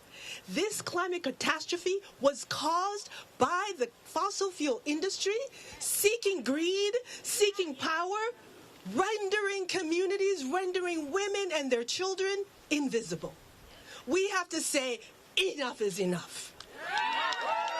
We are here to demand an end to fossil fuel investment, to demand solutions that will be about renewable energy, clean energy, that will bring clean jobs, good jobs, with fair wages to laborers all over this planet that need it.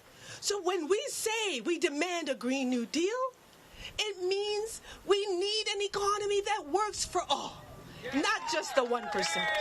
It means that for far too long, black and brown communities in this country and around the world have been pushed to the brink, have been stripped of their economic power, have been stripped of their political power. We are here to say no more. What are we here to say? No more. What are we here to say?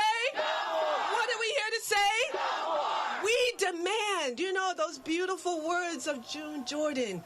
We are the ones we've been waiting for. We are the ones we've been waiting for. So we ask you to dig deep into your heart. Somebody asked me yesterday, who are your climate warrior heroes? I thought of Jane Fonda, of course. Yeah, I thought also of Wangari Maathai, right? Greta, the phenomenal young dynamic woman, right? And young women all around leading climate marches. But I also thought of my grandmother. My grandmother planted a tree for each of her children when they were born, and there were 9. Each of her children. And she knew the power of nature to ignite, to inspire, to protect, to feed. Right? Indigenous communities around this world have that knowledge. They know. They've been protecting this planet for centuries. So we have to join forces with them. Tell the truth. Organize. Register to vote. Right? Participate in the impeachment. Understand that it is powerful, dynamic women who are already here in Capitol. That squad there. Right? We've got to stand behind them. They are bold, courageous women leaders, visionary, progressive leaders who are demanding political and economic change. So we are here today to say thank you for being here. Join hands next Friday. Bring a couple friends. Each one, bring one, right? Right?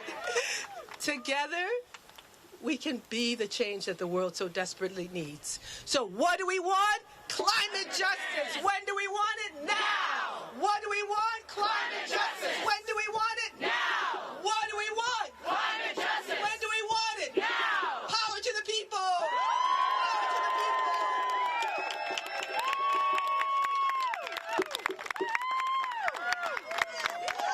Go Amira. Thank you.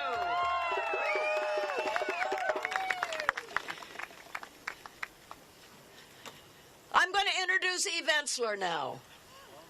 Eve Ensler has done something that I don't think any other artist ever in history has done. Eve is an author, a playwright, and an activist. She wrote a play called The Vagina Monologues. All right, so that's Jane Fonda right there. She got arrested once again a little bit ago on the nation's capital there. So we'll continue to follow that there for you. And we just also want to show you this Maria fire that continues to burn right now in Southern California. You're taking a look at it. Just another day there in California, unfortunately. More news now up next.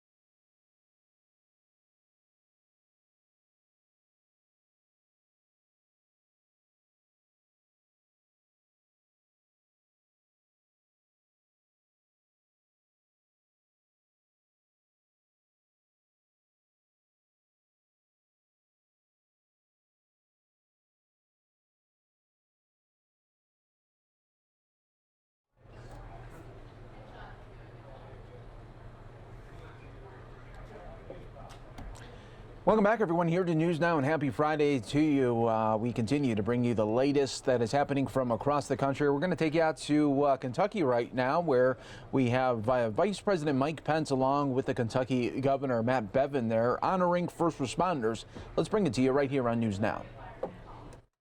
Blessed we are to live in a country where men and women are willing to step forward and do these things, and now serving at the national level, but willing to come back, come into the small communities, the towns that make up who we are as Americans.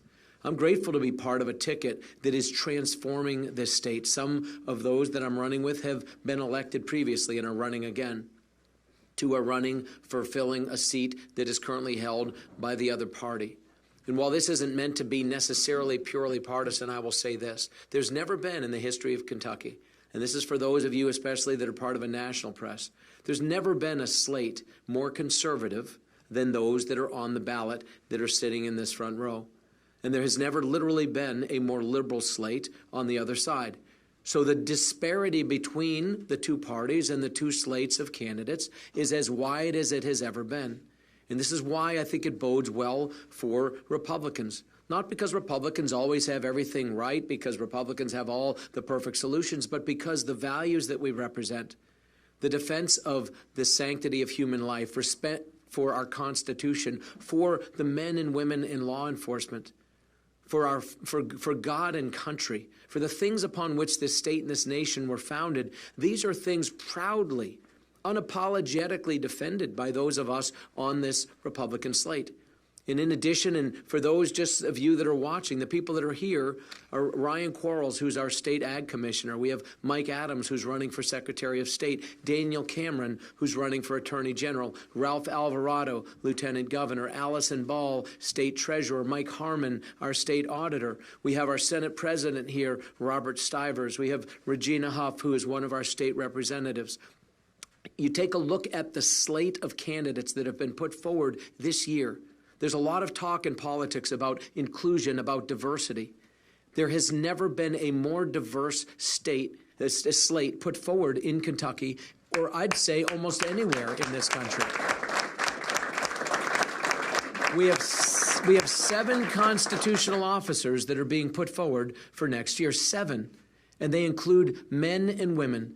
Those of us who are black, white, Hispanic, those of us from rural communities, those of us from urban communities, those who have been born in this state, those who have been born outside of this state.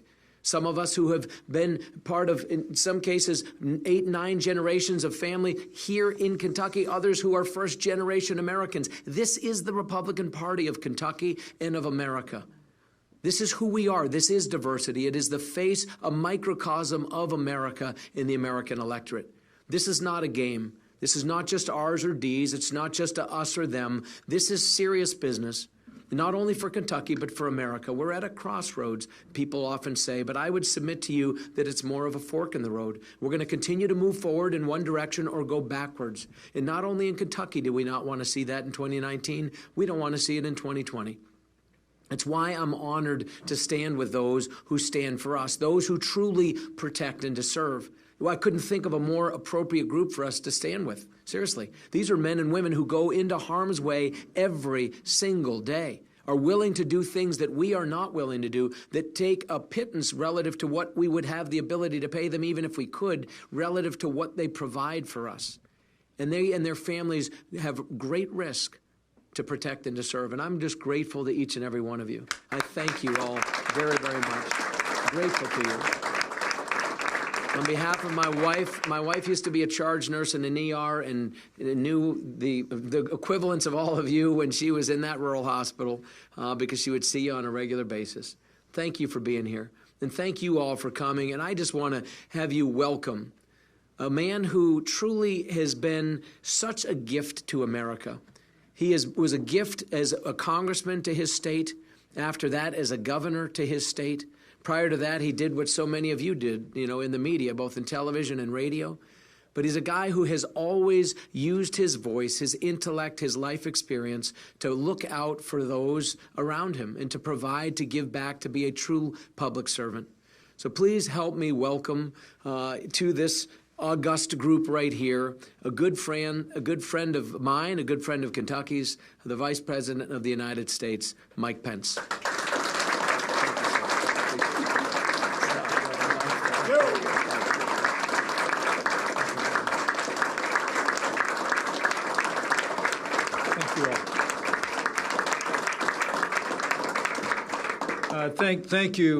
Thank you, Governor Bevin. Thank you to First Lady Glenna.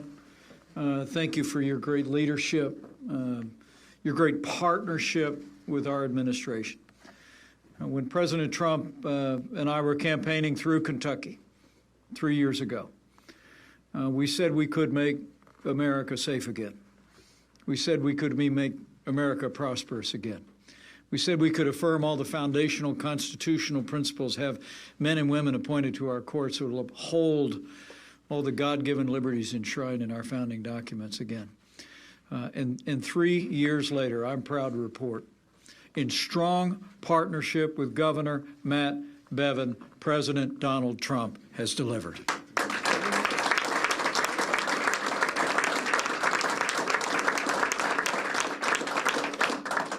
We've gotten this economy rolling again, just like Governor Matt Bevin did. This president arrived in Washington, D.C., and with a strong partnership with our allies on Capitol Hill, we cut taxes across the board for working families and businesses large and small. We, just like your governor did, we cut red tape at historic levels. We've stood by American energy independence. And the war on coal is over, and the American economy and Kentucky's economy are booming as a result of the leadership of President Donald Trump and Governor Matt Bevin.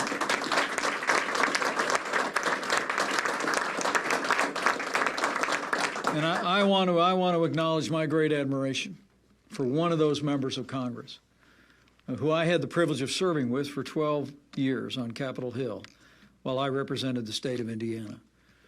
He actually chaired the Appropriations Committee, but he never lost the common touch. I mean, to know your congressman is to know a man of faith and integrity who always put the interest of Eastern Kentucky first.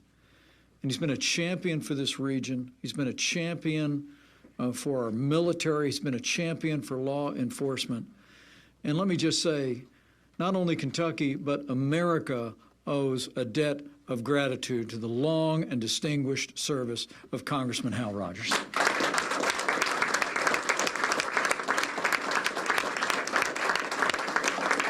Everything we've been able to do over the last 3 years in Washington, D.C. would not have been possible without the strong, unwavering partnership that Congressman Rogers and a Republican majority in those first 2 years of our administration made possible. So, Congressman, I want to thank you. The economy is booming again, but President Trump said we were going to make America safe again.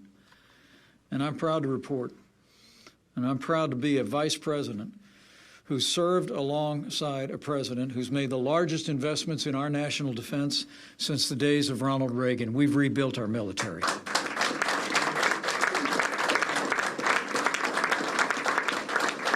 I know the men and women who are standing around us today wearing this uniform. Many of you wore the other uniform, and we thank you for your service. But as the world saw this last weekend, the investments in our armed forces have made the strongest military in the history of the world stronger still. And with the successful raid that took out the leader of ISIS, America and the world are safer. Thanks to our armed forces and our commander-in-chief. But while the American military defends our nation and sees to America's defense around the world, the men and women that are gathered around us here today keep our families safe every day at home. And I want to assure you that from the first day of this administration, you have a president and a governor who have stood without apology for the men and women of law enforcement and our first responders.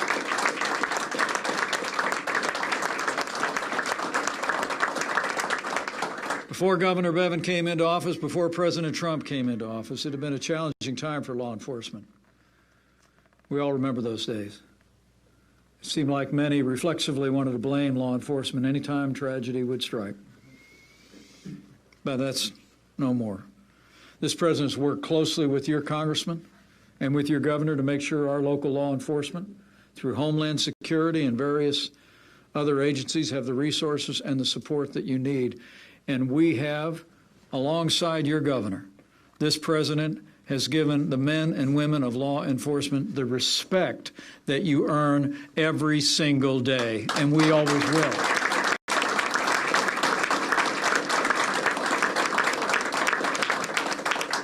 And so I just wanted to come by today and say, on behalf of myself and my wonderful wife, Karen, who is traveling with me today,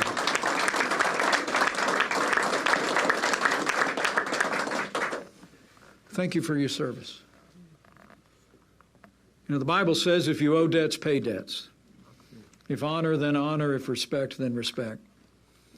And while we stopped and grabbed a couple of hamburgers down at Shep's,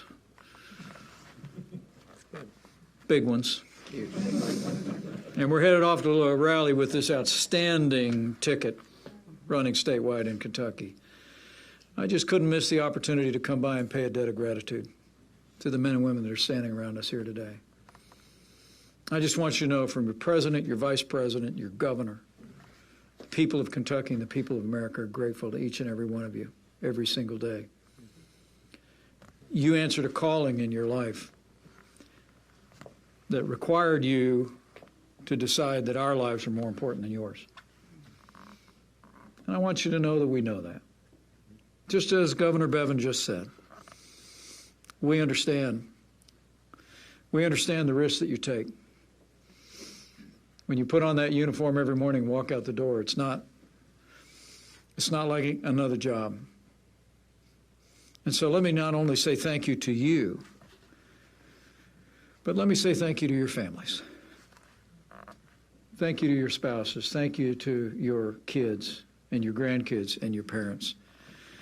Because the men and women in uniform understand that it's not just they that serve, it's their families that support them and pray for them and encourage them. So let's thank the families of these great heroes as well.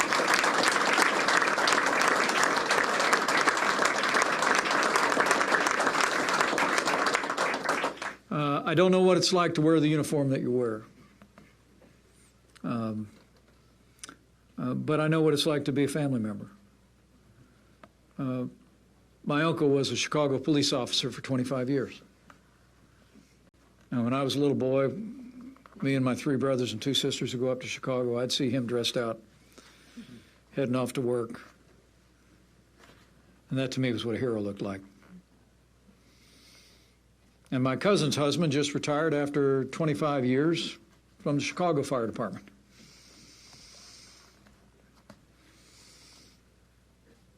Coincidentally, he's Irish. He's an extraordinary and courageous man. 2 years on disability from service-related injuries, but went right back into the fight.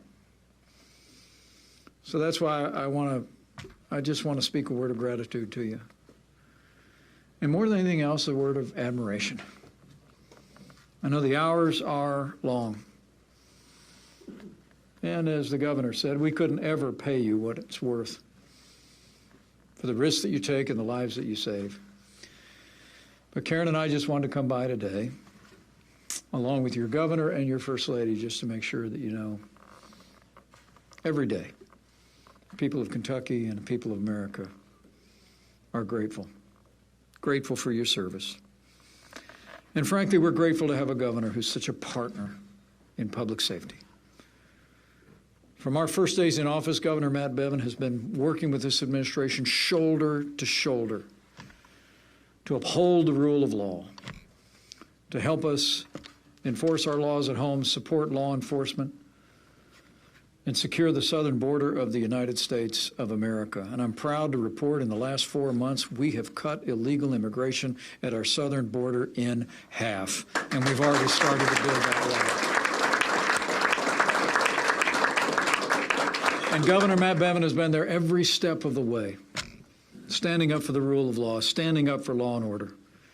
And that's why when I leave here in just a few minutes, we're going to go rally with a few friends and tell them just how much I want to see the people of Kentucky give Governor Matt Bevin 4 more years in the State House.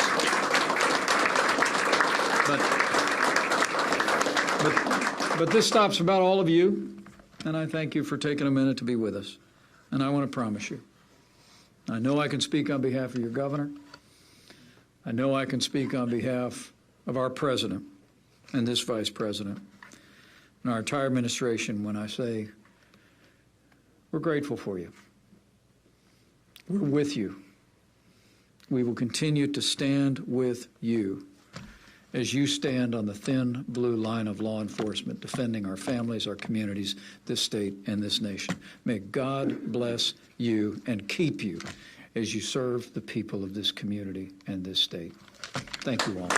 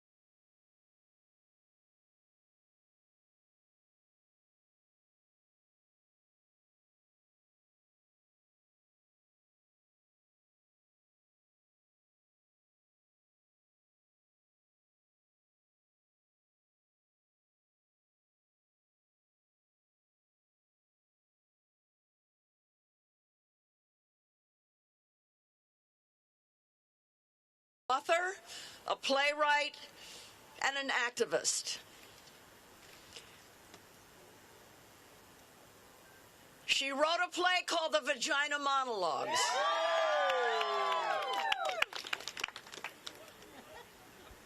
And it moved from Broadway across the United States on campuses all over the country. And tens of thousands of women performed in it and were radicalized. And then it moved all around the world, literally. Hundreds and hundreds of countries, thousands and thousands of cities. It became a global movement to stop violence against women, and it raised tens of millions of dollars to support local efforts around the world to stop violence against women. Now, that would have been enough for most artists. But learning from the United Nations that 1 billion women worldwide experience sexual assault and rape during their lifetime, she created 1 Billion Rising, Again, this is a global movement where in hundreds of countries, thousands of cities, people rise up singing and dancing to demand the end to violence against women. 1 billion rising. She is a phenomenon who has turned her own wounds into becoming a warrior. She is a warrior for the climate and for nonviolence. Please welcome Eve Ensler.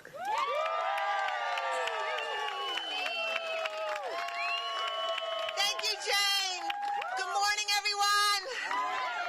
I just want to take a moment to honor the amazing Jane Fonda for what she's done, for what she's created. And all my sisters who are here today and all my sisters and brothers who come this morning. This is such a critical time. And if you'll bear with me, I wrote a book called The Apology recently where I wrote a letter from my father to myself apologizing for the abuse he had done to me. And when I got finished, I realized I had an apology to make. And I'm going to offer it to you this morning because I truly believe unless we see the earth, unless we love the earth, unless we pay attention to the earth, we will not fight with our lives to protect her. So I'm making an offering for you. It's my apology to Mother Earth. Dear Mother, it began with the article about the birds, the 2.9 billion missing North American birds, the 2.9 billion birds that disappeared and no one noticed, the sparrows, blackbirds, and swallows who didn't make it, who were never born, who stopped flying or singing or making their most ingenious nest, who didn't perch or peck their gentle beaks into moist black earth. It began with the birds. Hadn't we even commented in June, James and I, that they were hardly here? A kind of eerie quiet had descended, but later they came back. The swarms of barn swallows and the huge ravens landing on the gravel one by one. I know it was after hearing about the birds that afternoon I crashed my bike. Suddenly falling, unable to prevent the catastrophe ahead, unable to find the brakes or make them work, unable to stop the falling. I fell and spun, and I realized I had already been falling, that we have been falling, all of us, crows and conifers and ice caps and expectations, falling and falling, and I wanted to keep falling. I didn't want to be here to witness everything falling and missing and bleaching and burning and drying and disappearing, choking and never blooming. I didn't want to live without birds or bees or sparkling flies that light the summer skies. I didn't want to live with hunger that turned us feral or desperation that gave us claws.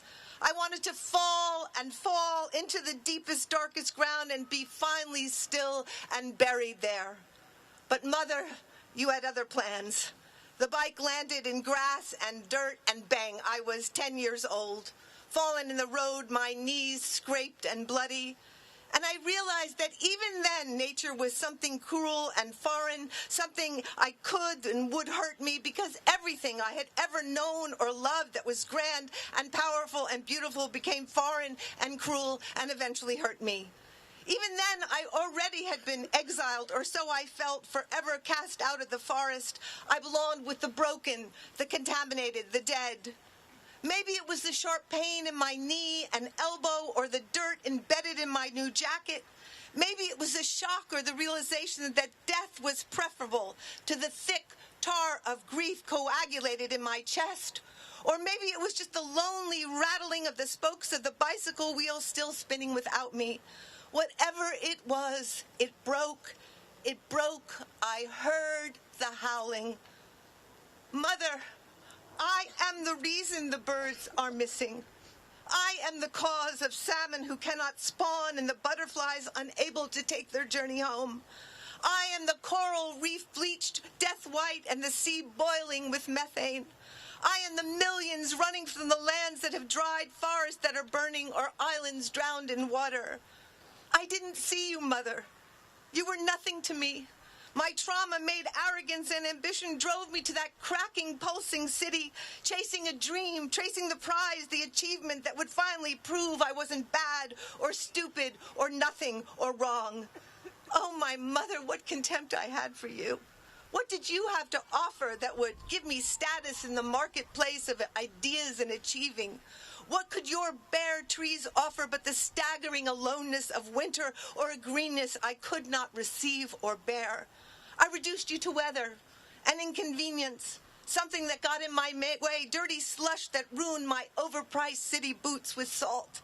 I refused your invitation, scorned your generosity, held suspicion for your love. I ignored all the ways we used and abused you. I pretended to believe the stories of the fathers who said you had to be tamed and controlled, that you were out to get us. I pressed my bruised body down on your grassy belly, breathing me in and out. I have missed you, Mother. I have been... Well, that is the most unique way to address the climate change with this poem here. Never seen something quite like that, and I don't think anyone else has there either. That was in Washington, D.C., led by Jane Fonda, who got arrested a little bit ago. This is her maybe third week in a row. She wants to do this, I guess, every Friday there in the Capitol, but unfortunately for them today, there was no lawmakers because, well, they are going to be off until the day after Veterans Day. So they got quite the break there. Let's go out to NASA right now, where we're getting an update on the mission that is going to be happening tomorrow. It's a resupply mission to the space station. Let's bring it to you here. It's been a smooth integration flow so far, and all systems are go on Antares at this time. Thank you for being here, and we're looking forward to a good launch tomorrow morning. Okay. Well, thank you, Kurt. Thank you all for being here, and thank you to everybody who's watching on NASA TV. I hope you are as well. I am really excited to be here and be able to talk about the science. If you were here this morning, you were able to see a really good What's on Board briefing that talks in more detail about the science. And personally, it was a real highlight for me. I got to introduce a Nobel laureate, Professor Samuel Ting, who's the PI, principal investigator for the alpha magnetic spectrometer. Not every day you get to announce a Nobel laureate to an audience, and that is a great thing, a representative of the type of science that we can do on ISS. Appreciate hearing all the upgrades on the Cygnus vehicle. The vehicle is just so important, and these modifications are helping our science in so many ways. The ability to load science later after we've identified it in our cargo manifesting flow, to replace something at the last minute. Maybe more important is all the powered locations where we can keep our life sciences powered from launch through the arrival at station. There's a lot of things that happen in microgravity that are very quick, and to be able to keep our specimens powered and going and monitor them through that flight, that's really important to us. The Cygnus is bringing research cargo that supports, by my count, over 30 different investigations on the ISS. About 20-ish of those are going to be new investigations starting after the Cygnus arrival. Another 10 or 15 or so are already ongoing on the ISS and are resupplied. I'd like to go to a video here, some of the highlights of the science that's launching on the ISS.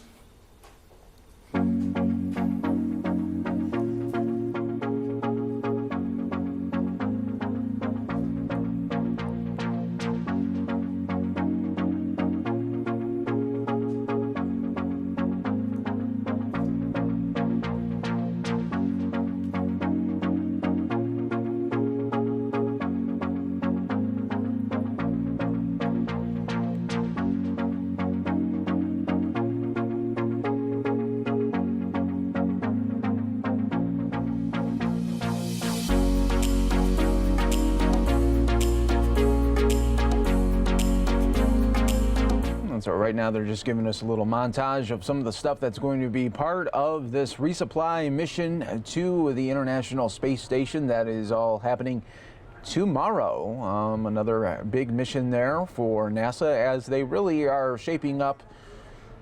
Eventually, they're hoping 2024 to be back on the moon, and as President Trump says that he hopes to use the moon as a launching pad then to Mars. So all of these experiments will help further us as we continue to explore the deep space there. It's going to be nice to finally do some other, far out there ideas. When we had the shuttle, all it was just this low Earth orbit stuff. But now we will be eventually going back to the Apollo days, going back to the moon and then hopefully back to Mars there. So we'll keep an eye out on this there, but I do want to show you just one more time, everybody, just what they are dealing with there in Southern California right now. This is the Maria fire, currently burning at more than 8,500 acres right now as we continue to show you live Skyfox aerials, and we will have much more on this in just a little bit, but I wanted to just go back out to NASA when we can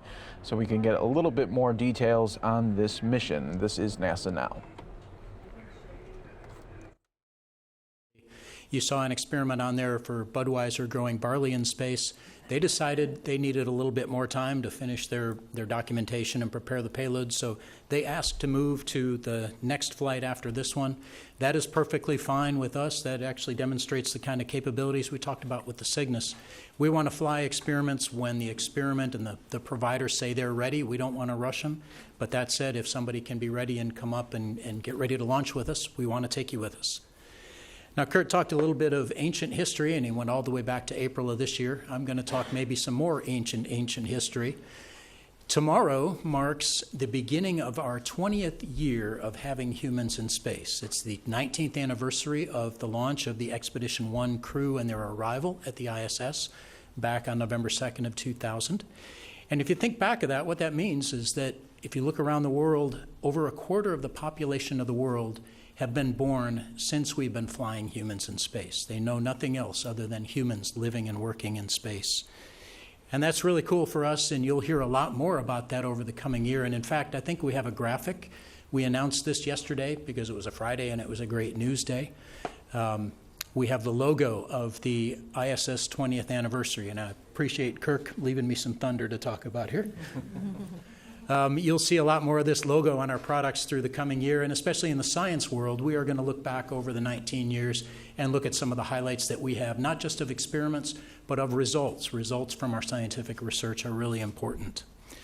A little extra bit of history here. Over the course of our almost 19 years, through this past March, we have done more than 2,700 different experiments on the ISS, and that's across our 5-agency partnership. We've served over 4,000 scientists as principal investigators or co-investigators. We've had 108 countries participate either in traditional research or in educational activities. We know of more than 1,700 research peer-reviewed publications to talk about the results of the work that's been done on ISS. All right, so that's a little update of what they are expecting, hopefully to happen tomorrow there with their mission of the resupply mission there for ISS. We got Pilar Arias, preview what's coming up next online. Yeah. Busy day. Hello, everyone. Absolutely. Our neighbors to the west, they just can't catch a break. We are waiting in just moments an update on the Maria fire in Ventura County, California. You know, this broke last night. We stream all the way until 10 o'clock at night, so we were streaming these images live. And look at this inferno, especially on Halloween night. You see the oranges coming out of the fire there, and then it was like a ring shape. It was really, really frightening. And we've got road closures, we've got schools closed. There's it's burned 8,730 acres, 0% contained. One structure was even caught by Skyfox burning, so it's just absolute devastation there. So we are about to see the impact that it's having. Yeah, so here is the look there where we will be getting that live update. You will be featuring that and much more coming up in just a little bit. And then also later tonight, we also have event scheduled. President Trump in Mississippi. You guys will be covering that as well. Absolutely. Big rally. We'll have a lot of viewers tonight. All right. Looking forward to that and much more coming up on News Now. Remember, News Now continues all the way until 10 o'clock. Tonight, everybody, so come and join us. Here's one more look. Boy, just California cannot catch a break right now. Southern California, Northern California, all affected with these wildfires that continue to burn in the state. That's going to do it for us today here on Fox 10 Extra. Come on over online. Join us as we go all the way until 10 o'clock tonight, everyone.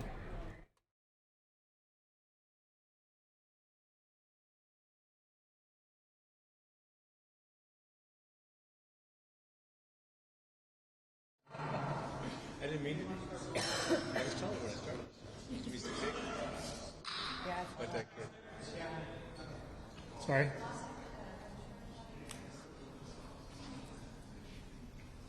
There's pictures from Camarillo. My in-laws were there. I saw your text, and my in-laws started texting me. And it looked like the flames were across the street. We're having to tell them, no, it's okay.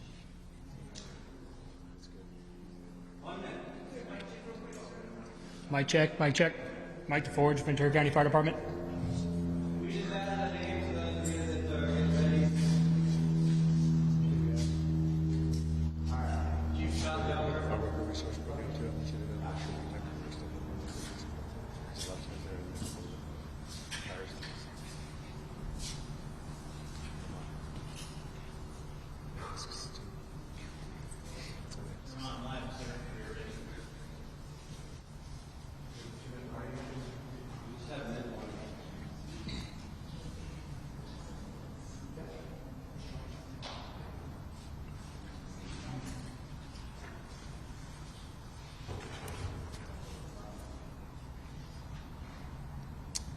Good afternoon. My name is Mike DeForge. I'm the Public Information Officer for Ventura County Fire Department.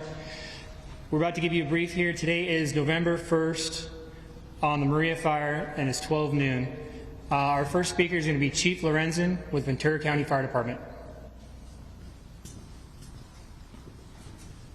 Good afternoon. Mark Lorenzen, Ventura County Fire Chief. We are in the middle of a big fight. We are about a week into this, and the end is not yet in sight. I just wanted to recognize the partnership that we have with CAL FIRE and Cal OES and all of our Southern California partners, everybody that's responded to protect our communities just like it's their own. As we know, the fire started yesterday evening about 6 p.m. and it has been an uphill battle ever since. We are finding that the winds are starting to change, and that presents its own challenges all by itself. As the winds shift, we have a whole new fuel bed that opens up and is subject to a pretty significant firefight. Our firefighters, 500 of them, are still actively engaged in structure protection. We have new evacuations occurring at this moment. The sheriff will touch on that. And the fire size is just under 9,000 acres. My request to the community is, again, please stay active and engaged. Please have a plan and be ready to go at a moment's notice should you receive any kind of word through our social media, through VC Alert, or through any of the sheriff's media outlets. So with that, I'm going to turn it over to our sheriff. Thank you.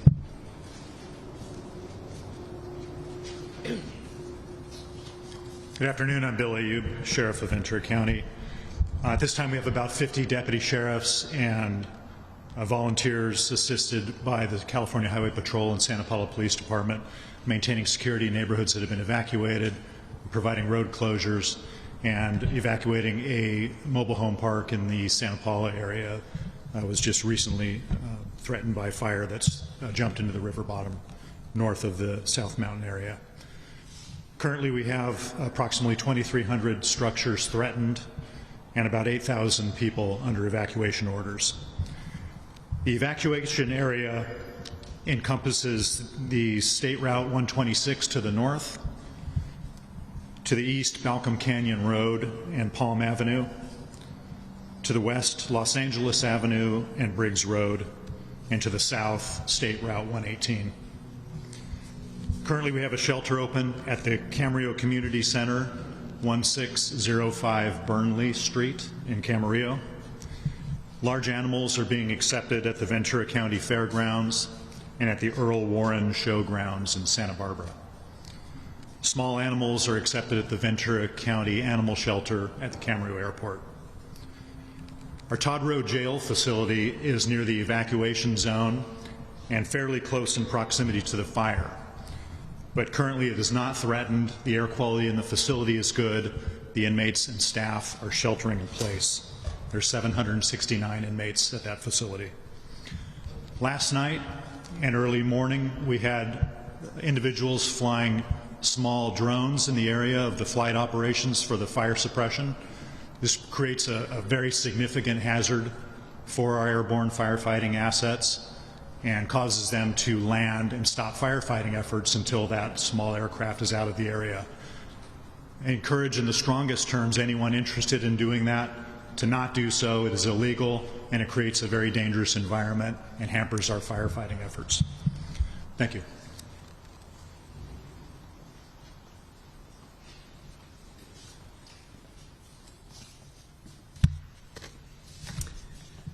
Good afternoon. John McNeil with Ventura County Fire Department, and I'm one of the incident commanders of the Maria incident. We are in unified command with our partners CAL FIRE and the Ventura County Sheriff's Office. At 6 p.m. tonight, we've had conversations with CAL FIRE, and we're going to bring in additional assistance from CAL FIRE in the form of an incident management team. And what that'll do is it'll bring significant resources to help manage the fire in front of us. A little bit on the fire itself. It continues to back down South Mountain. As you know or may not be aware of, the fire started at the high point of South Mountain, up where we have communications infrastructure.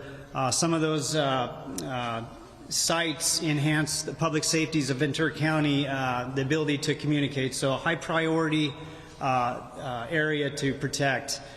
It's kind of back down the mountain on the Somas side, the Saticoy side, the Santa Paula side, and on the fourth corner of it or side of it is the eastern edge of it. And we continue to put contingency containment lines on that in anticipation of some wind shifts that are forecasted later this afternoon. So we have a great plan to hold that eastern edge.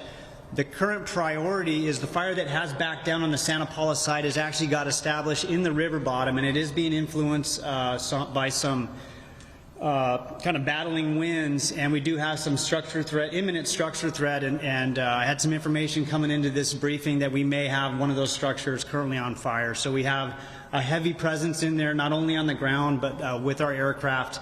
As you walked into this press conference, I'm sure you heard some aircraft overhead. Quite a robust fleet of aircraft, not only fixed wing, but helicopter aircraft also. We continue to enforce the evacuation areas, and we'll continue to protect the structures in the area, the infrastructure that I talked about, the oil fields, and our ag properties in there. Thank you.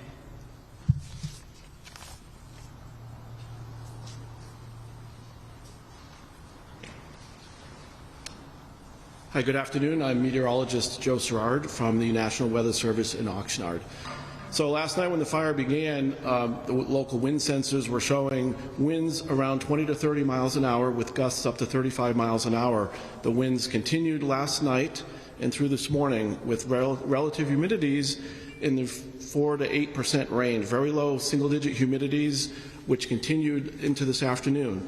The winds continue through the afternoon, we expect, and it looks like we may have a brief period of onshore winds with around 5 to 10 miles an hour at lower elevations of the fire zone this afternoon, and then it looks like this evening we'll get winds turning back to the northeasterly offshore direction, which will continue overnight tonight into tomorrow morning. We currently have a red flag warning in effect for the fire area.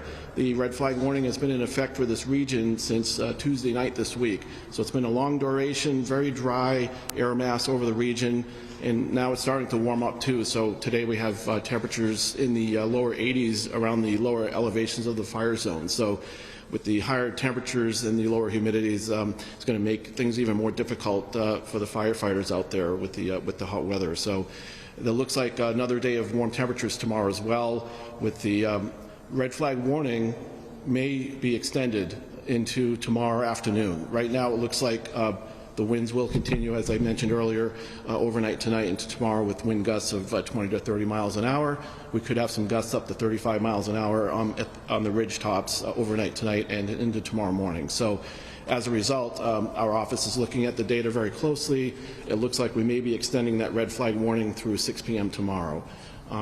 And then beyond that, it looks like we're going to have single-digit humidities right into early next week.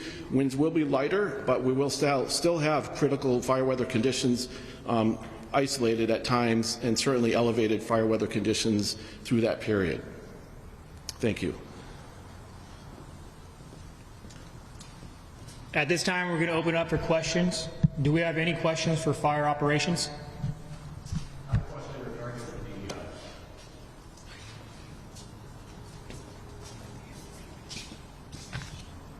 Go ahead with your question.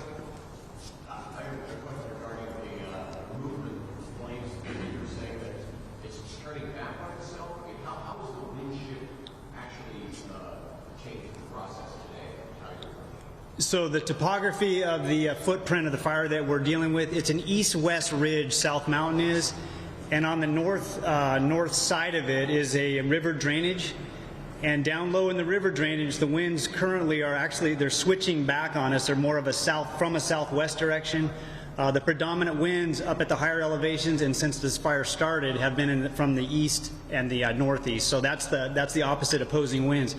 So as the fire got low on the Santa Paula side down in that river drainage, it reversed on it. We had a plan for that. It's challenging us right now into some of the structures on the other side of that riverbed in the city of Santa Paula. Not being an expert, though, doesn't it seem as if it's already burned something that it gets turned back on itself and has nothing to burn? It's more of a lateral spread than a reverse spread, yeah, like a 90-degree. Any other fire-related questions? That's a better answer coming from the sheriff's department. We're going to have law enforcement here, too. Do we have any questions for law enforcement? We'll go ahead and have them answer that if they have the answer for it. Sheriff? I heard a question asked about whether an arrest had been made for individuals flying drones in the air. There have been no arrests made as of yet. There will be an investigation that stems from the incidents that we've experienced, and we'll make those the results of those investigations publicly known. What kind of penalties do they face? There could be state and or federal charges brought to bear. Any additional questions? All right. Do we have any questions for the National Weather Service? Any questions for the National Weather Service? So this concludes our press conference. Following after this, we're going to have a Spanish language press conference also, so tune in for that. We'd like everyone to follow us on vcfd.org and visit VC Emergency for additional information. Thank you very much, and have a great day. Stay safe out there.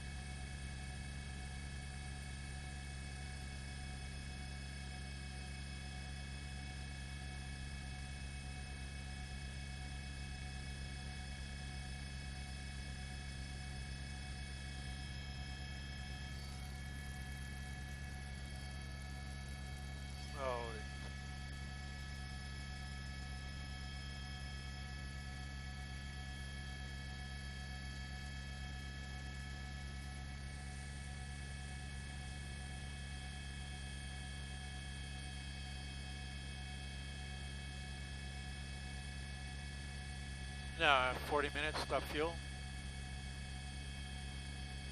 Yeah, when we have to go, Angela.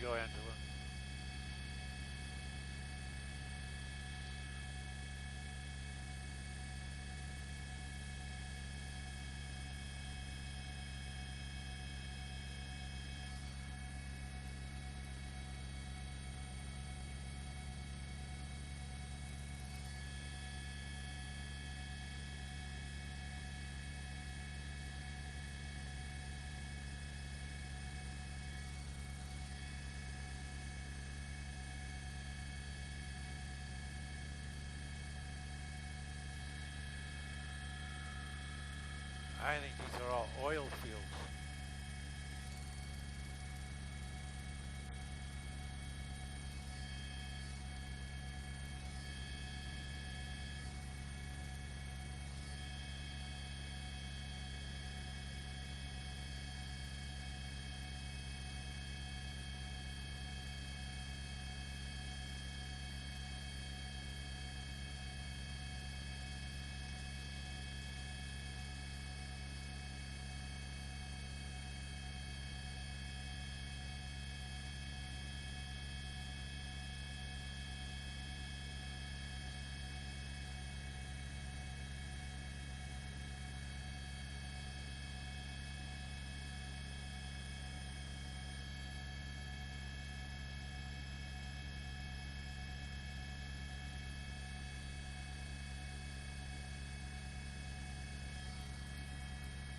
Where?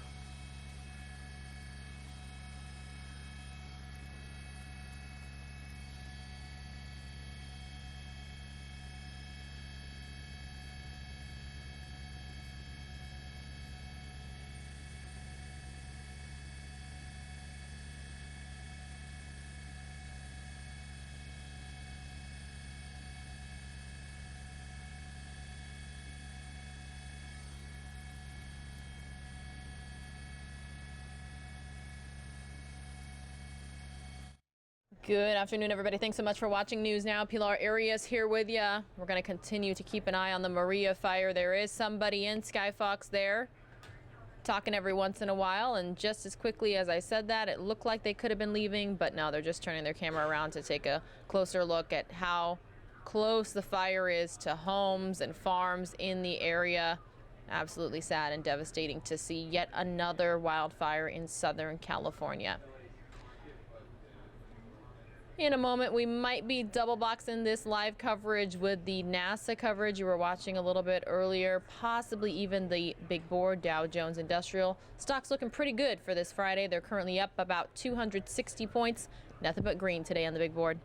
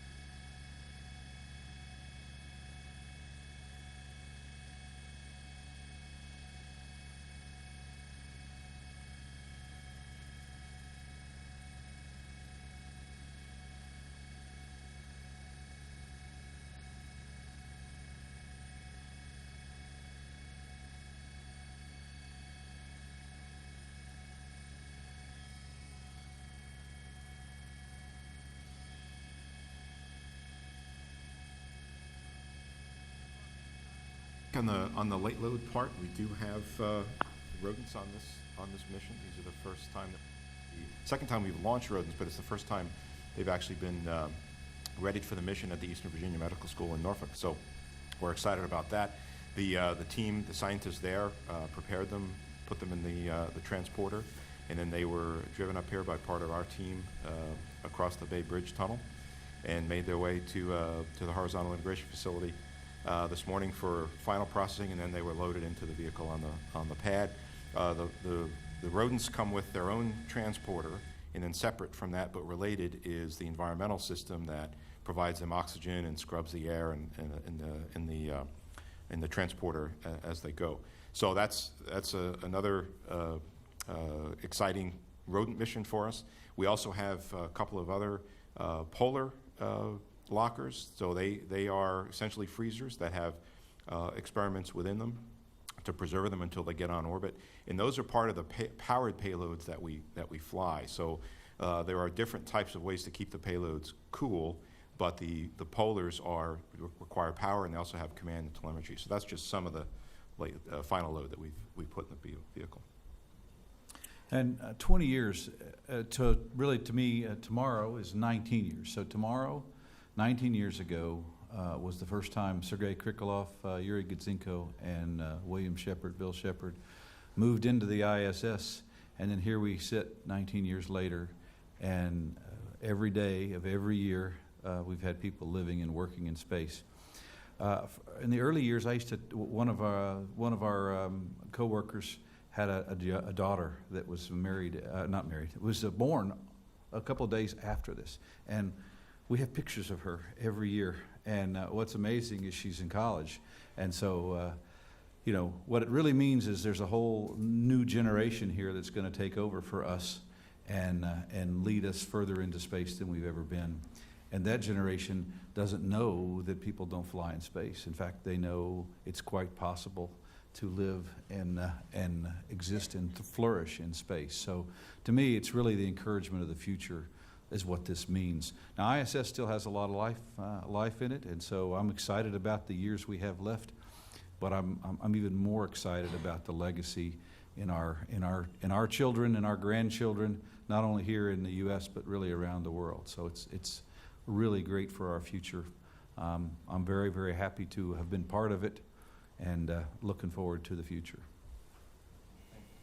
Thank you. Let's get this side of the room. The gentleman in the back, black shirt. Yeah, Alex Mankiewicz of the Zog 43 Rocketry magazine. This is for Mr. Eberly. You're about to launch more total Cygnus payload mass than ever before on an upgraded rocket that you've just described. Where does the Antares team get its confidence that you're going to hit your insertion orbit numbers? Is it from the flight history? Is it from conservatism that was built into the rocket before? Or maybe there's another way you're getting the confidence for this flight? Yeah, that's a good question. How do you know a rocket's going to work before you launch it? That's a classic question, and I went to school and tried to learn as much as I could about it, but you really only learn it when you do it. There's a lot of testing that goes on the ground. So we test everything that we can on the ground. There's very few things we don't test. For example, the main engines, we fire them for 219 seconds, so that's a little bit more than a first stage burn. We exercise all the power settings that we're going to use and mixture ratio settings that we're going to use during the burn. And all the electronics are tested and put through environments. We put them in a thermal chamber. We raise the temperature up and down and so on. So we do as much as we can to gain confidence that the actual harbor as built is going to work as intended. But then I think part of your question is also, how do you have the models to know that you set the throttle at this throttle setting and you're going to achieve the orbit that you thought you were going to achieve? And there's a whole science to that, and we have our guidance nav control engineers that model the air, the atmosphere, how the rocket goes through the air. We have an aerodynamic model. They simulate this over and over again. Then we disperse all sorts of important parameters. This is called a Monte Carlo analysis. So you'll take stage 1 thrust, disperse it up and down, stage 2 thrust, same thing, aero model, disperse it left and right. All these things combine, you do random draws, and you run these computer simulations over the course of days, and you get a statistical prediction of where you're going to end up. And we do that over and over again, and then we see how variations in all these parameters on the rocket, how it's built, how it performs, the winds, the density of the atmosphere, all these variations can affect the launch, and we factor that into this statistical analysis. And that gives us the confidence to go to Cygnus and say, hey, we're going to put you here, and we have an ICD with them. It's a box. We got to be in for apogee, perigee, and inclination. We put them there. They've got the budget, and they do the same kinds of analysis on their end, for all these kinds of variation to get themselves to orbit. So that's how we break it down into bite-sized chunks, and then we do this typical statistical analysis that gives us the confidence to go forward. So can't say enough about our team. They're really experienced.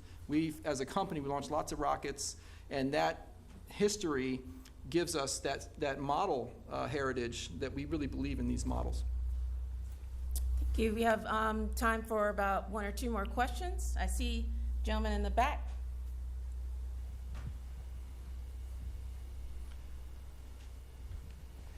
My question is for Kurt. Michael Phillips with weatherboy.com. In your opening remarks, you mentioned how you were thankful for the local support for the program here. And based on the traffic we saw with NG-11, there's a lot of love in Virginia for your rockets.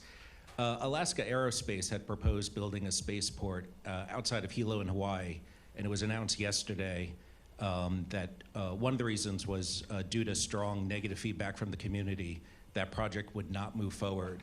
So as other communities around the U.S. look to build spaceports and get it licensed through the FAA, what advice do you have for those organizations and those communities to replicate the love you have here in Virginia? That's a great question. I would say that Wallops has been here since 1945. I want to say, Jeff, and so it's been a research range since then, and it's a very rural area, and you really need that setback distance from your launch pad. So the Wallops Island is a barrier island, and there's really not many communities or people living close to those launch pads. I think that's if you're trying to take an area that's already populated and you're saying I'm going to put a spaceport here next to where people are living, that's a difficult situation to get past because on a bad day you have to your primary concern is public safety, and you have to have those setback distances or it's just not going to work out. And then I think really good communication with the local populace, explain what your intentions are, get the local leaders behind you. We've had great support here. We're a member of the Wallops Island Regional Alliance. We meet with folks. We get great support from the hotels in the area. They're happy to see us here. We do get great catering support on launch day from the local businesses, and we get to know them over the months that our team is here working. And we hire locally. We have about 45 permanent staff here at Wallops, and that helps us to gain that community support. And our last question. I heard you speak about, I'm Xander with the NASA Social. I heard you speak about the upgrades to the interiors. My question is, you're going to hit MECO a little bit sooner because you're throttling at 100%. And now the nose cone is, how does that affect nose cone separation? Where typically we just see two halves, but now you have one piece on the front. Does it separate with one of the halves? Yeah, what faked you out in that video, you saw the nose cone as one single piece, but it's actually two pieces. And it's held together by a bracket, a piece of ground support equipment they're going to remove. So actually, when the nose cone gets back reattached to the fairing, it's actually, there's two halves of that nose cone, and each separates with each half. So it's the same fairing separation system that we will do, that we've used in the past. It'll just have this attached nose cone half on each half, if that makes sense. Well, that's all the time we have today. Thank you for joining us and tuning in online. As a reminder, the launch is scheduled for tomorrow, November 2nd at 9:59 a.m. Eastern. NASA TV coverage will begin at 9:30. You can also watch it on nasa.gov/live. Until then, you can check the status of the mission online at www.nasa.gov/Northrop Grumman. And follow life and science aboard the space station at www.nasa.gov/station. Go Antares, go Cygnus, go science.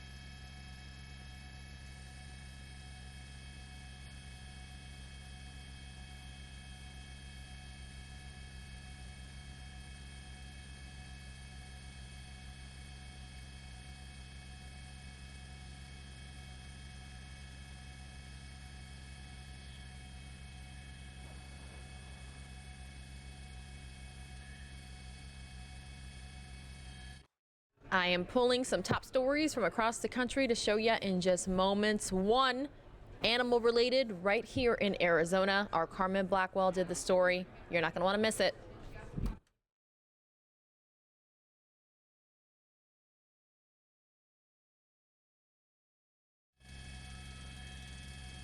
You can make it, just keep going east. As you go east, I'll get a better look at this.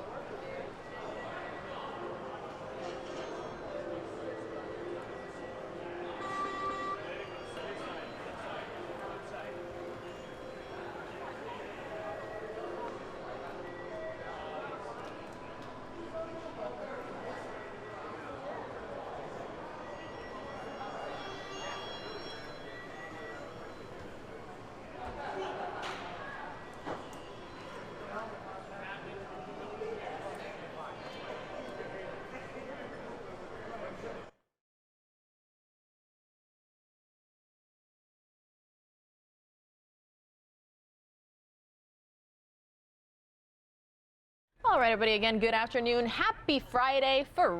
Thank you so much for watching News Now. Pilar Arias here with you. I'm going to say hello in just a moment, and then we will get going to several top stories that I just pulled for you. Took a little bit for them to download into the system, but I think I've got them ready to go. Hello. Hope you all are having a fabulous day. Welcome to all you new News Nowers. That's what I like to call our viewers, and all of you regulars, those of you who are here each and every day and subscribe such a long time ago. Thanks. We really appreciate it. We really like it when you return and we can chat with you every day. I can probably list at least 20 chat usernames that are here at News Now every single day. So we really appreciate the return viewership. All right, so some top stories from across the country. I got to load them into the system here. It's going to take just a second. We've got all these little folders where we can plug in all of our videos. So I'm going to talk to you all while I kind of do it. I've got 4 ready to go for you. We're going to start with the more serious news, and then we're going to get to the lighter news. And don't worry, like I said, I do have an animal-related story from right here in Arizona. Our Carmen Blackwell did the story, and it may look very serious, but just like the animal-related story I had from yesterday, it has a happy ending, and there's actually some similarities in the story as well. So, all right, our top stories from across the country. Hope you all had a fabulous Halloween. What did you do? Did you dress up? Nobody sent me any pictures of their costumes on social media. I'm on Facebook, Twitter, Instagram. All you got to do is search Pilar Fox 10, Pilar Fox 10. All right, we do have a live podium shot of something going on right now. As soon as I get information, I will take you there in just moments here on News Now, but I do want to get these top stories in from across the country. So the reason I asked about Halloween is because we have a report from William LaJeunesse in terms of Halloween violence. This is not the type of news we want to hear the day after a holiday that so many people celebrate. A deadly violent Halloween. Several guests killed in a shooting at a house party in Northern California. Gunshots rang out shortly before 11 o'clock. The party at an Airbnb rental had been posted on social media, resulting in more than 100 attendees. Police had to call in the Highway Patrol and other agencies to respond due to the huge crowd outside the home in Orinda, near Oakland. I saw a bunch of cars flying down the freeway, police cars, and there was a bunch of cars flying up the hill, and there was a lot of people running down. Many others injured, some seen here limping away from the area. Officials still trying to determine a motive. In Chicago, a 7-year-old girl shot while trick-or-treating late in the afternoon on a busy commercial street. Dressed up as a bumblebee, the bullet struck her in the chest. I'm disgusted, but committed to doing everything we can to find the cowards that would engage in a gun battle in the early evening hours while children were trick-or-treating. The injured girl was rushed to the hospital in critical condition. An adult male was also shot in the hand. It is unclear if he was targeted or struck by the same stray gunfire. Police identified a person of interest while adding there were, quote, multiple individuals involved. This all comes just 2 days after a mass shooting at a Halloween party in Long Beach, California, left 3 men dead and 9 injured. In Los Angeles, William LaJeunesse, Fox News. All right, William, thanks so much for that update there. Okay, one of my favorite top stories to bring you each and every day, the business briefs, the business news. It's normally Tracy Carrasco who does it, and she's returning here today on News Now. And it's because you never know what sort of like company news you're going to hear about, like Amazon or about major retailers, holiday sales, hirings, employment. You never know. So let's get straight to it right now on News Now.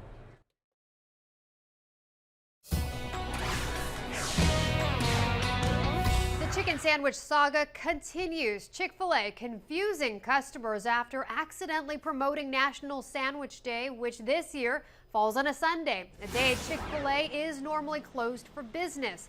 The popular chain later released a statement clarifying they are still closed on Sunday as usual, and they apologize for the confusion and hope to see you soon. Rival Popeyes not wasting any time, though, tweeting at Chick-fil-A, "Seriously, y'all good?"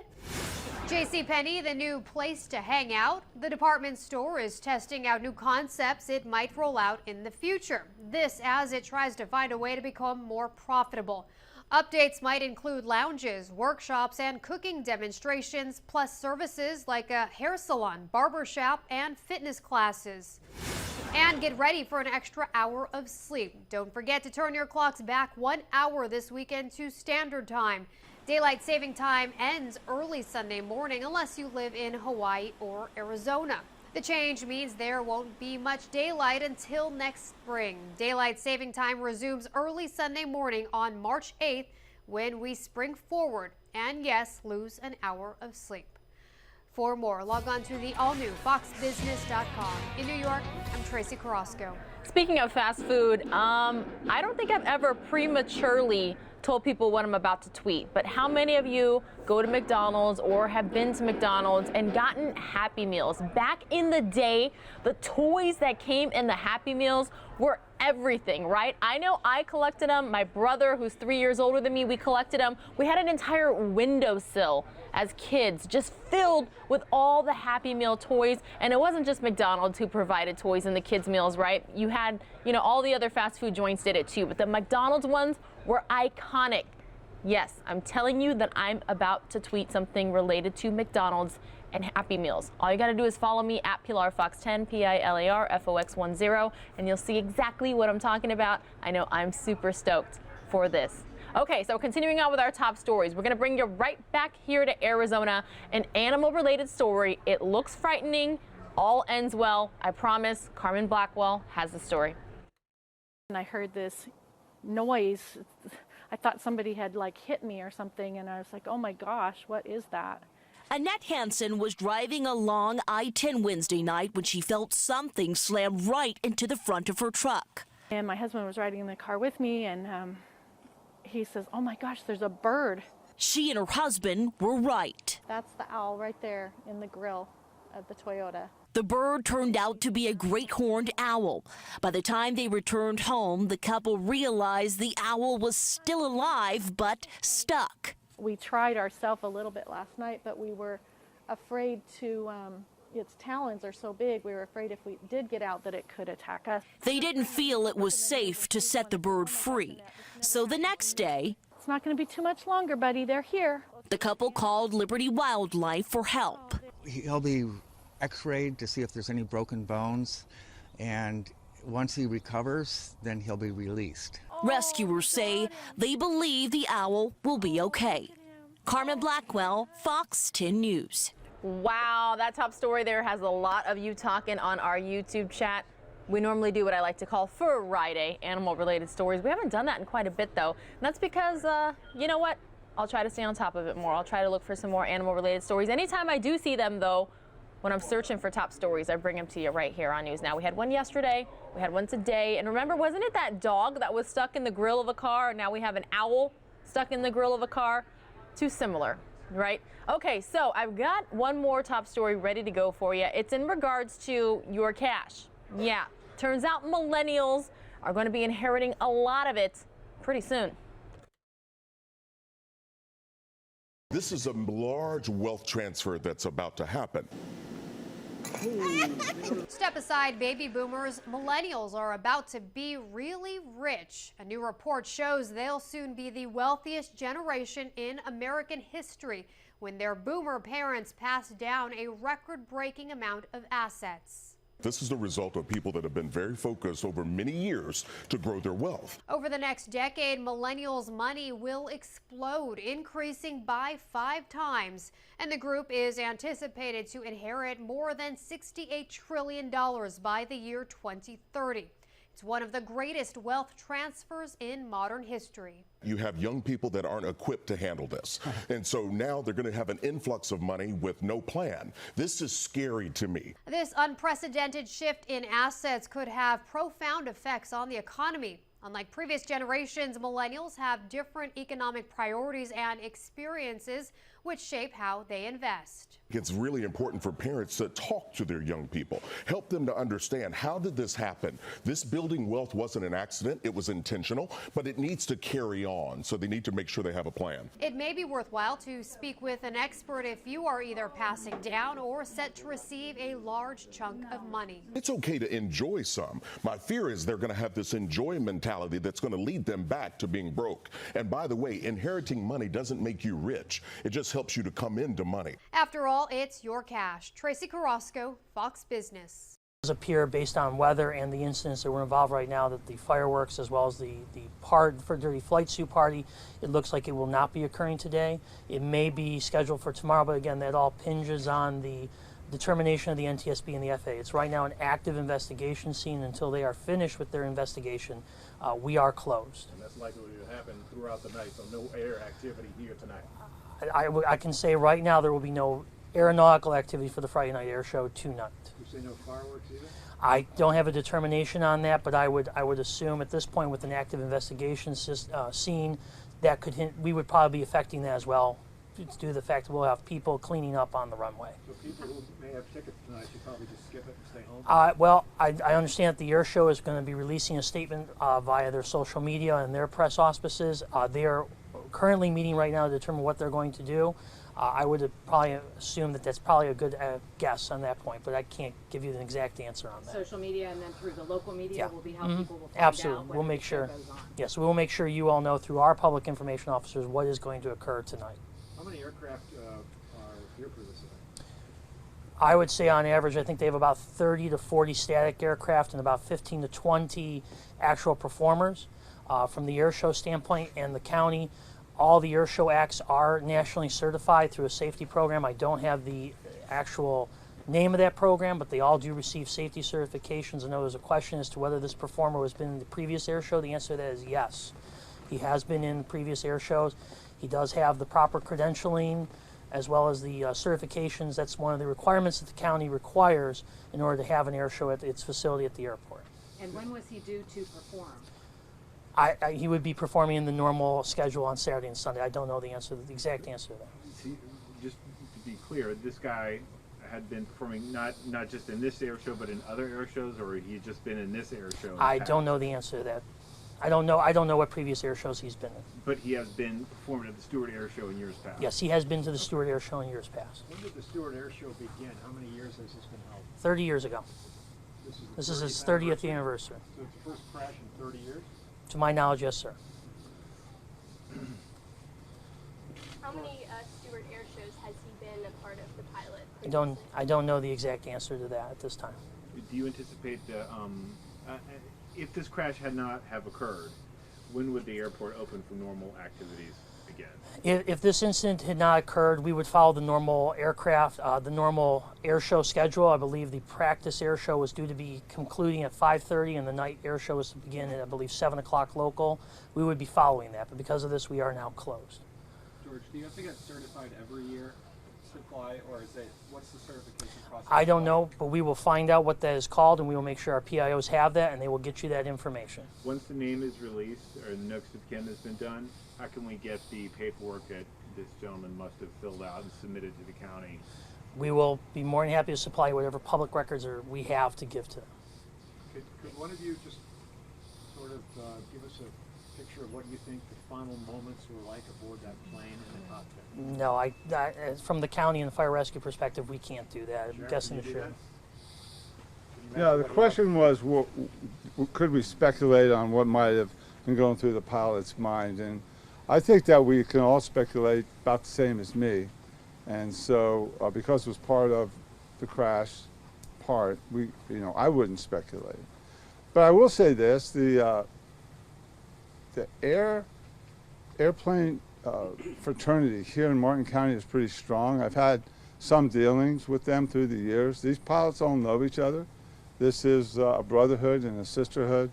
I think that this pilot will be well known to many of us, to many in the community. And look, airplane travel is one of those things that people have feelings about. Some people won't get in an airplane at gunpoint, and some people go up and do stunts in airplanes, and everybody in between. So it's a close community. We're sorry for the whole community. We're sorry for the family. We're sorry for the community. We understand the impact on the air show, but if you don't mind me saying it, I think the impact on the air show is the least of what we have today. We have a terrible and sudden death of somebody, one of us, one of our community. He's an experienced pilot. This is not a beginner, a novice. This is a guy who's been doing this a while. Yeah, the question is the experienced pilot. I don't know the exact answer. It appears that, yeah, he's flying an airplane that most pilots couldn't fly. It's a special aircraft. A former military type, okay. Right, the question is a former military, yeah, that plane was designed and built for military use. So it was some kind of an armed surveillance plane. Okay. Maybe a question for George. Would you anticipate that tomorrow there would be a delay to the air show opening as well? You know, we will have to play it hour by hour and based on when we receive the release of the actual scene, but I will tell you that the county and the airport will do its best to move along the scene so that we have a clean and safe operating environment for the airport. That's our number one key here is safety, life safety, making sure aircraft are flying into an environment that is clean, sterile, and safe. So we will wait and stand by with our partners here at the Sheriff's Department. Once they give that back to us, the county will begin the cleanup effort. You mentioned no aeronautical activity here tonight. Is it safe to say will there be any ground activities tonight that you know of? I cannot answer that question at this time. The air show will need to make that determination. When we find out, we will make sure that's released to you all. Is there also a fuel spill that they have to clean up, or did all that burn up? We treat every scene the exact same. I cannot tell you what the amount of fuel was on board at this time. I just don't know that. But once the NTSB and the FAA, and we have those records and we will go through all that, we will take the appropriate measures to clean up the scene as to where it is. Can you give us the end number or the tail number? We cannot release that information at this time. Can you allow us to get closer so we can get a better picture of what we have over there? Right now, this is our designated point for the press. We have an active investigation scene. We will do our best as to allowing some type of access. What I can tell you is that the scene is on once the scene is cleaned up, it's an active runway, which is not a safe environment for press to have cameras on. So we will make that determination at the point in time and allow what we feel is appropriate based on the environment that is occurring at that time. Give us your name and spell it. My name is George Stokus, S-T-O-K-U-S. I am the Assistant County Administrator. S-T-O-K-U-S? Yes, sir. Just the last question, if y'all didn't hear it, was I know you want to get a little closer. Obviously, a plane crash is newsworthy. We're sensitive to that. We have some we have very clear pictures of what occurred, and we'll work with the NTSB. We'll work with the airport. We'll pick our way through it, but we'll do the best we can to get you all the information that you need and your viewers will be interested in. The other thing, as far as the activities here at the airport tonight, the fireworks, you know, I've seen this before where the two things are colliding. One is people want to come out to an air show, which is generally an entertainment event, and we have a tragic death. So I think, to be fair to those behind me and to the air show people, they have a huge decision to make. I mean, cleaning up the scene is going to be a big deal, but that will be done pretty quickly. And then what happens after that, everybody's sensitivities have to be considered, and I think they'll do their very best. This air show is a big deal. It's a highlight for a lot of people here in Martin County. Possible that the entire show might be called off? Question, the entire show be called off? I can't imagine that, but yeah, I don't foresee that. You all have been very gracious. Thank you so much. I know I appreciate your understanding my dilemma on what I can release. Will, you have one more question? No. Just if you show me where on this map exactly. Yeah. So Will's going to want that. Okay. Y'all have a safe day. Thank you very much.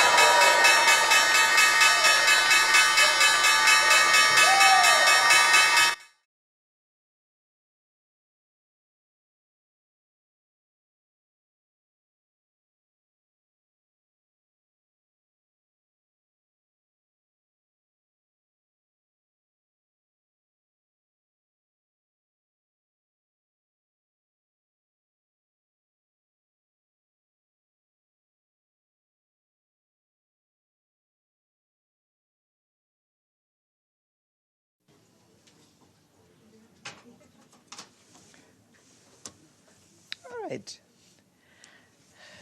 Good afternoon. Happy November, everyone.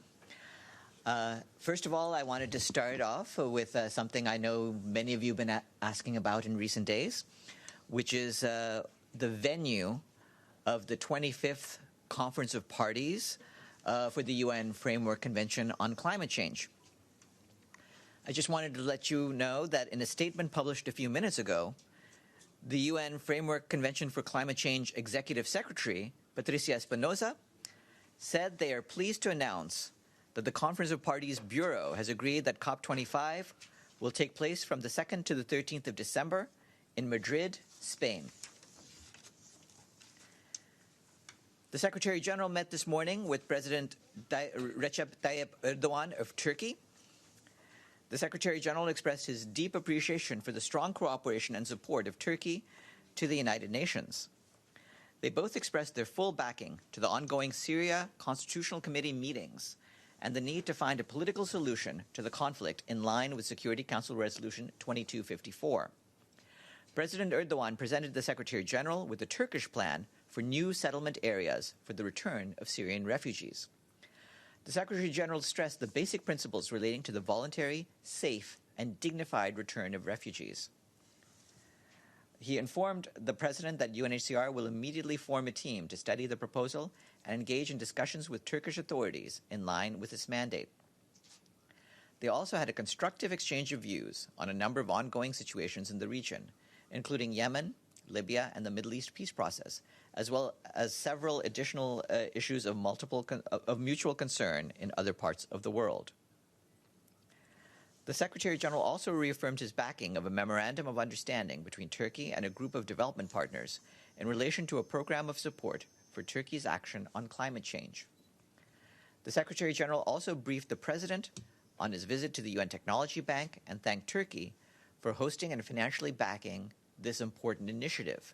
The Secretary General stressed the need for increased international support for the bank, serving the implementation of the Sustainable Development Goals in least developed countries. And the Secretary General has left Turkey now and is on his way to Thailand. You will have seen that last evening the Secretary General said he was saddened by the death earlier this week of at least 43 people following a landslide in the city of Bafoussam in western Cameroon. He expressed his deep condolences to the families of the victims and affirms the readiness of the United Nations to contribute to ongoing efforts to address the needs of the affected population.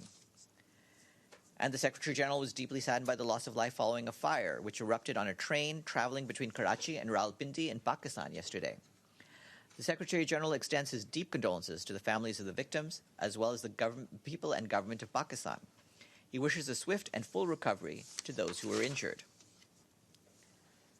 The UN Human Rights Office has signed an agreement with Colombia which will allow the office to remain and operate in the country with its full mandate for a further 3 years.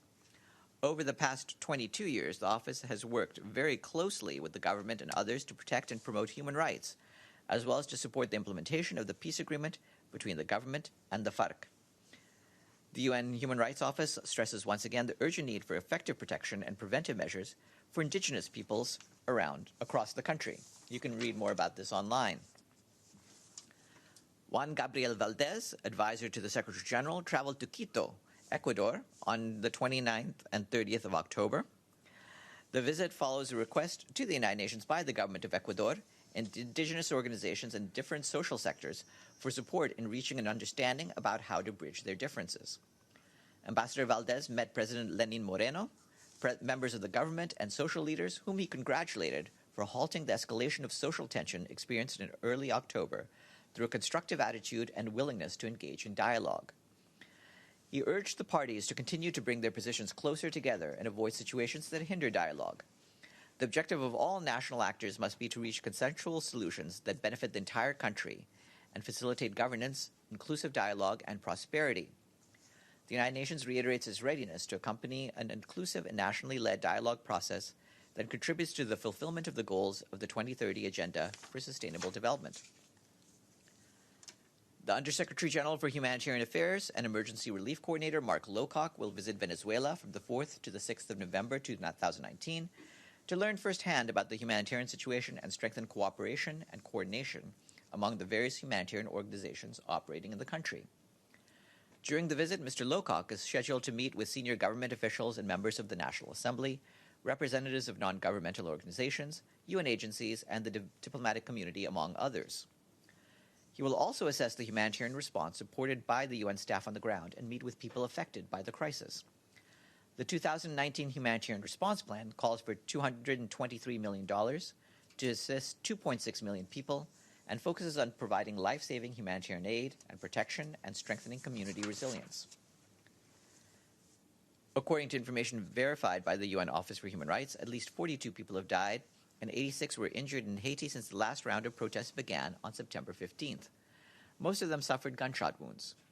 Reports indicate that security forces were responsible for 19 of the deaths, while the rest were killed by armed individuals or unknown perpetrators. Journalists were among the casualties, with 1 killed and 9 injured. As such, the Human Rights Office urges all people to refrain from targeting journalists and to respect the freedom of the media.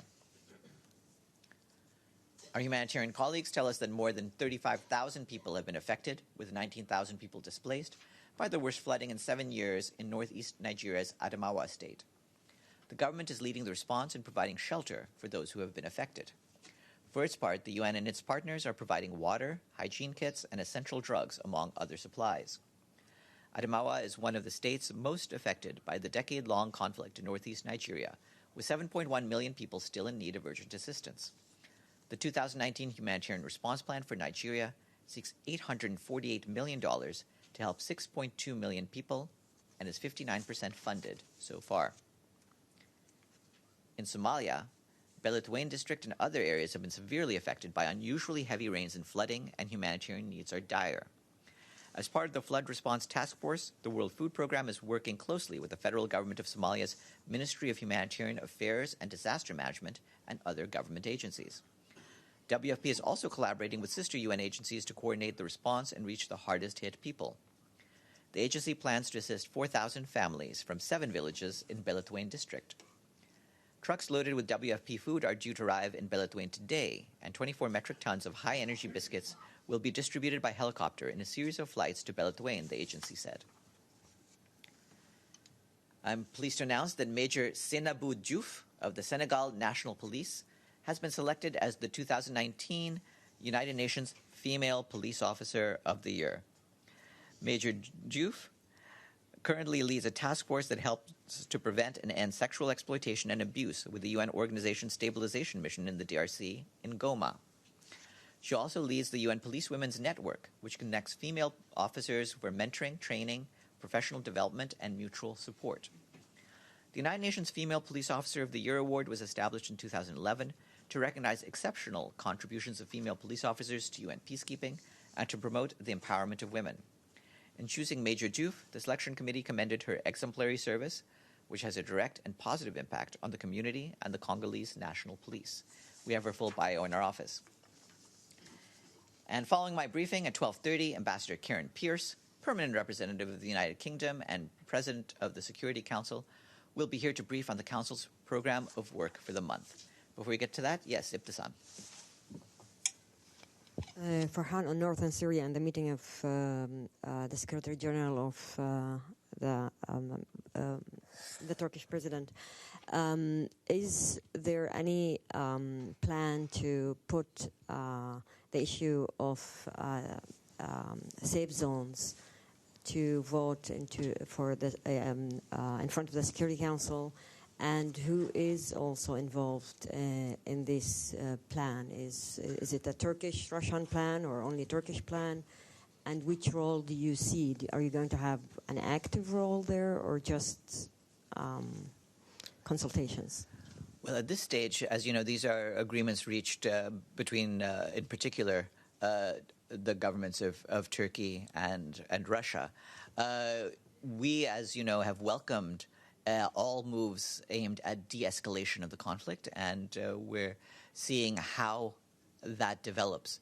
But regarding the Security Council, it would be up to the Council to determine, how to consider this issue. You said that the Secretary General or his team is going to view the issue of so-called safe zones or moving refugees from Turkey or maybe other places to Syria. So, he was presented with a plan for new settlement areas, and he stressed the basic principles that we have, which is that all returns must be voluntary, safe, and dignified. What he has done in terms of next steps is that he informed President Erdogan that UNHCR will immediately form a team to study the proposal that Turkey has made, and they'll engage in discussions with the Turkish authorities. Yes, Betul. Well, Farfan, I was wondering if the issue of Cyprus has been raised in that meeting between the SG and the Turkish president. As far as I'm aware, the issue of Cyprus came up in discussions with the foreign minister, Mevlut Çavuşoğlu. Yes. Yes. Also a follow-up. What is the latest figure that the UN has on internally displaced persons in northern Syria since the Turkish incursion? And related to that, is the Secretary General considering, or did he discuss with the Turkish president, that resettling the Syrian refugees who are now in Turkey, in northern Syria, might be at the expense of those internally displaced Kurds? Has he considered that issue? Well, I just pointed out the nature of the discussions concerning the resettlement, and you'll have in your email the full readout of their discussions. So I will leave what the Secretary General said on this issue at that. Regarding the numbers, we've provided you with the numbers initially, and we haven't had any fresh updates since then. But I'll check whether we have any new numbers from what we said about a week ago. Yeah, but then it begs the question, though, in terms of whether he would have any comment, or the spokesperson would have any comment on this, what appears to be a trade-off between the displacement of the Kurds as a result of the Turkish incursion and Turkey's proposal to resettle the Syrian refugees that are now living in Turkey. I mean, what is the trade-off here, and what would be the Secretary General's attitude towards it? Well, I wouldn't call it a trade-off. Again, our bottom line is that all returns have to be voluntary, safe, and dignified. And UNHCR at this stage will now consider what these proposals are and what sort of follow-up is needed. Edie?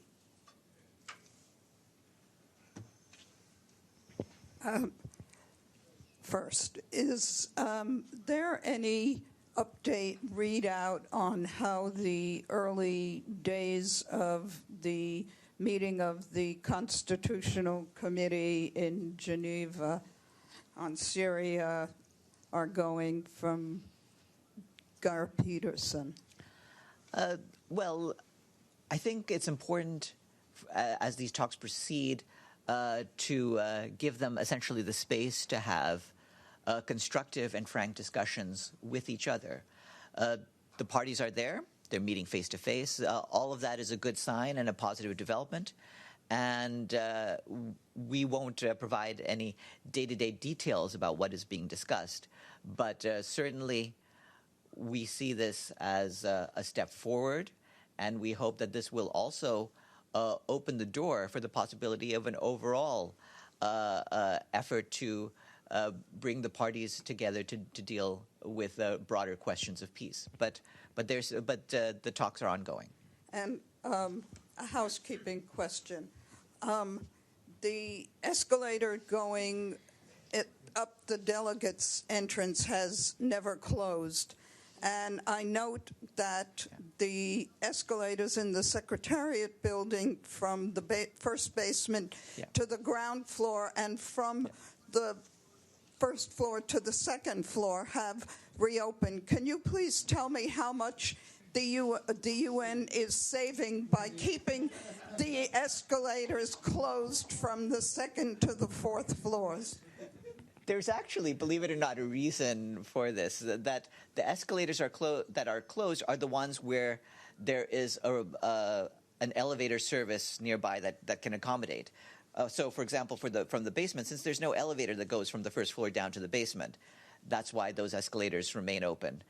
We've already given you the figures, which, as we've pointed out, are fairly small, but in light of the financial problems that we've had in terms of being able to meet our payroll and our commitments to contractors, this is the steps that we determined we had to take. Just to make the point, there is an elevator from the first floor to the second floor. Now there is an escalator as well. And you said that the cost of the escalators for a year was $14,000. Yes. So I would like to know what part of that is being saved for the next 2 months. Thank you. Well, if you divide 14,000 by 12 and realize that there are 8 elevator banks, and so you divide it by 1 out of those 8 banks, that's the number. Yes. Me or? Yes, Abdul Hamid. Thank you. Thank you, Eddie, for this question. At least we have reason to smile. I've been asking Stefan about 2 Jordanians in custody in Israel, and he said, I'll get back to you, and he didn't. And I reminded him again, and he didn't get back to me. There are 2 Jordanians in Israeli custody. Hiba al-Labadi, she was arrested on 20th of August, given 5 months detention, administrative detention. And then Abdurrahman Mar'i, also arrested early September. They're both going on a hunger strike. It's now becoming viral. The Jordanian government withdrew their ambassador yesterday, and yet we didn't hear neither from Ladinov or from the Secretary General or from the spokesman. Can you explain that, please? Well, we believe that everyone who is under detention should be given their due process rights, and that is the case here. And we would insist on that in this particular instance. Now is in the hospital, and she is tied. Her legs are tied to the hospital bed because she's been on hunger strike. Her weight is going down. She might lose her life in the next weeks or so. We don't know. I mean, if the UN does not put its moral weight to this moral question, then what is the UN doing in this case? She has not been accused of anything. Yeah, and again, there's an important point, and this is something Mr. Mladenov.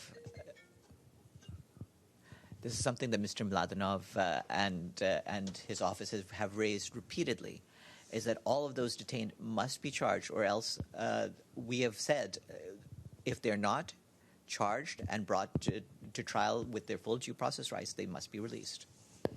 Yes, Dulcie? Yeah, I'm just wondering what the status is of replacing horse collar in Western Sahara, MINURSO, because it's been 6 months now. Is there pressure from certain powers not to replace or to give a successor?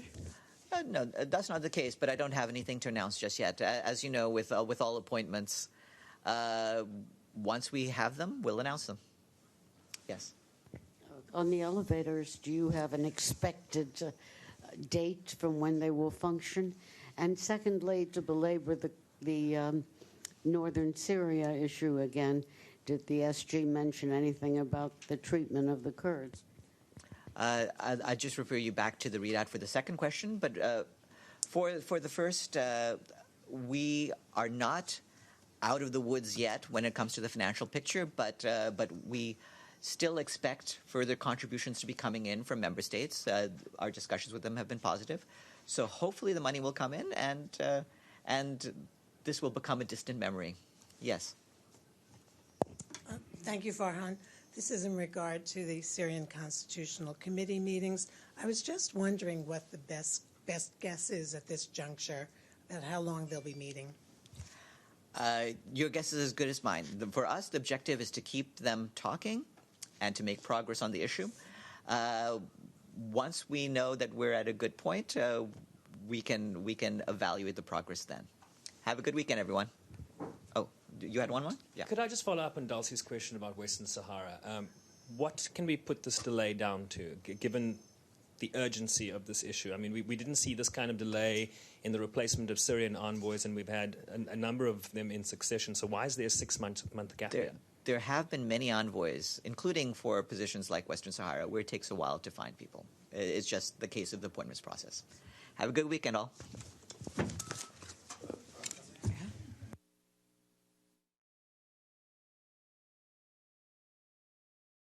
All right, everybody, Mike Page is going to be rejoining you again in about 10 minutes, and I will see you all later on this afternoon. It goes me, then Mike, then Christy. We are streaming all the way until 10 o'clock. A lot of you looking forward to the President Trump rally. We will carry live in its entirety right here.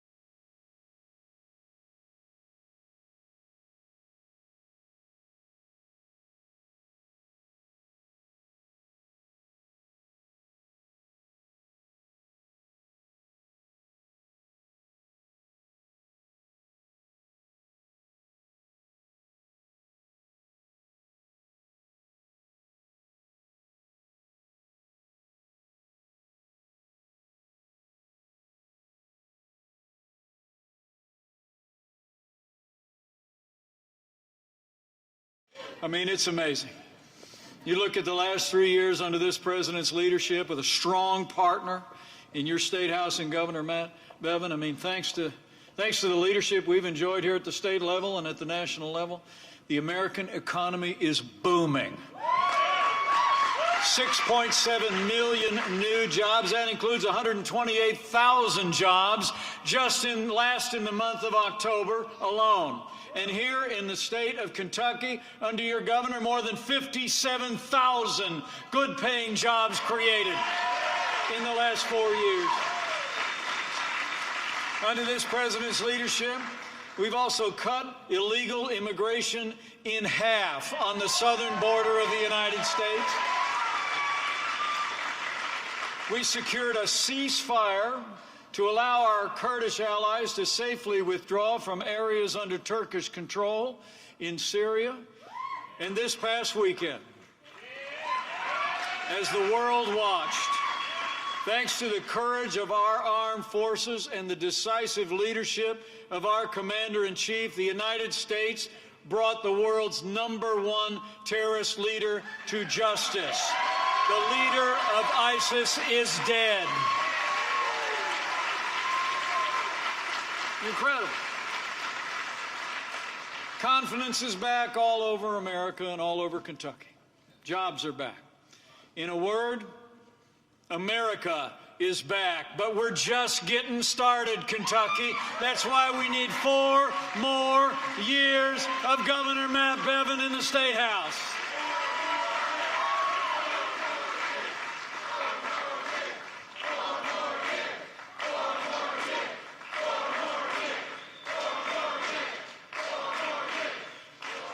After you get that done, Kentucky, about a year from now, we're going to need 4 more years of President Donald Trump in the White House.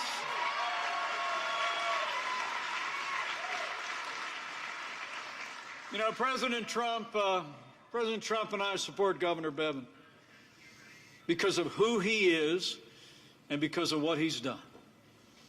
He's a businessman. He's a family man. And he's a strong, proven conservative leader. He answered the call for public service. And let me tell you all up front, I was for Matt Bevin before it was cool. It's true. I mean, I was governor of the state of Indiana. We were doing pretty well against Kentucky, other than during basketball season. And I saw this dynamic business leader who'd step forward to lead this state, and I just knew he'd make an incredible difference. And he's done just that. He brought a lifetime characterized by service into this governor's office. He first stepped up to serve his country when he enlisted in the United States Army and put on the uniform of the United States. completed his junior training right here in Kentucky over in Fort Knox. He built a great business, and answering the call to public service as your governor, Matt Bevin, has put Kentucky jobs and businesses first. He passed tax cuts and tax reform for businesses and families across Kentucky. He signed Right to Work to protect the workplace rights of hard-working Kentuckians.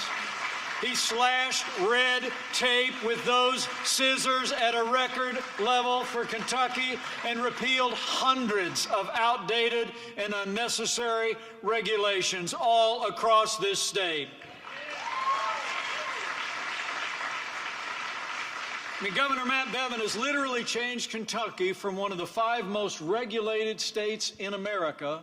In 4 short years, Kentucky is now recognized as one of the best states in America for small businesses and working families. That's real results and real leadership.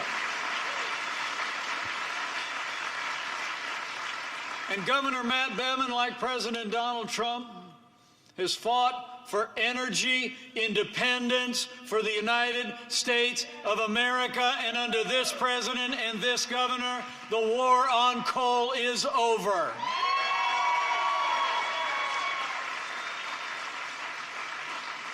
And the difference has been amazing.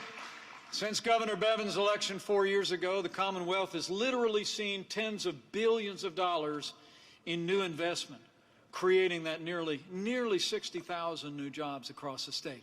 Governor Bevin has also fought for education. It's amazing to think you have a governor that found a way to cut taxes, create growth, and still see revenues increasing to the Treasury of the Commonwealth of Kentucky. And under his leadership, he's made record investments in public education. Per pupil funding has reached the highest level ever in the history of Kentucky. He's putting our schools and our kids first. So it's about what he's done, but I got to tell you, it's also about who he is. To know Governor Matt Bevin is to know a man who puts faith and family first.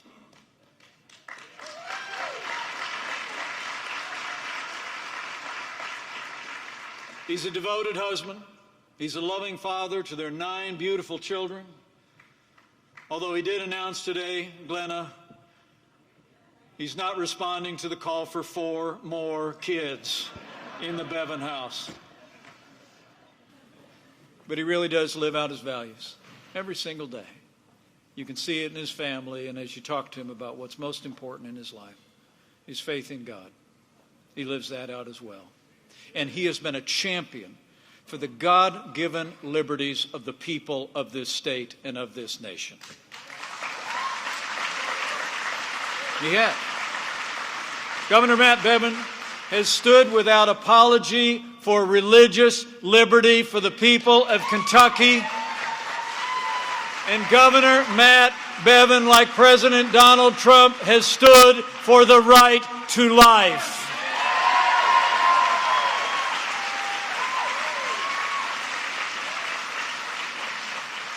And beyond life and liberty, this governor, like this president, has stood strong for the right of the American people to keep and bear arms under the Second Amendment of the Constitution of the United States. So that's why we need 4 more years of Governor Matt Bevin, because of who he is, because of what he's done. And that's also why we need to elect this great ticket that's standing here today. I mean, it's amazing to think from this governor all the way through this ticket, men and women of the Commonwealth of Kentucky, you are looking at the most accomplished and diverse Republican ticket in the history of the Commonwealth of Kentucky. This is an extraordinary group of Americans. Kentucky needs State Senator Ralph Alvarado to be your next lieutenant governor. Kentucky needs Michael Adams to be your next Secretary of State. He's going to make it easy to vote and hard to cheat. And Kentucky needs Daniel Cameron as your next great Attorney General.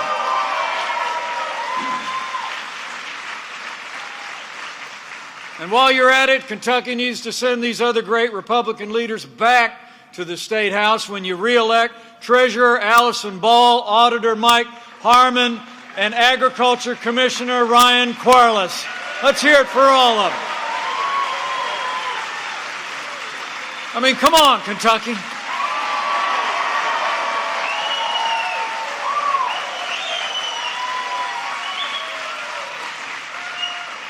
I mean, Kentucky is winning, and we need this winning team back in the State House.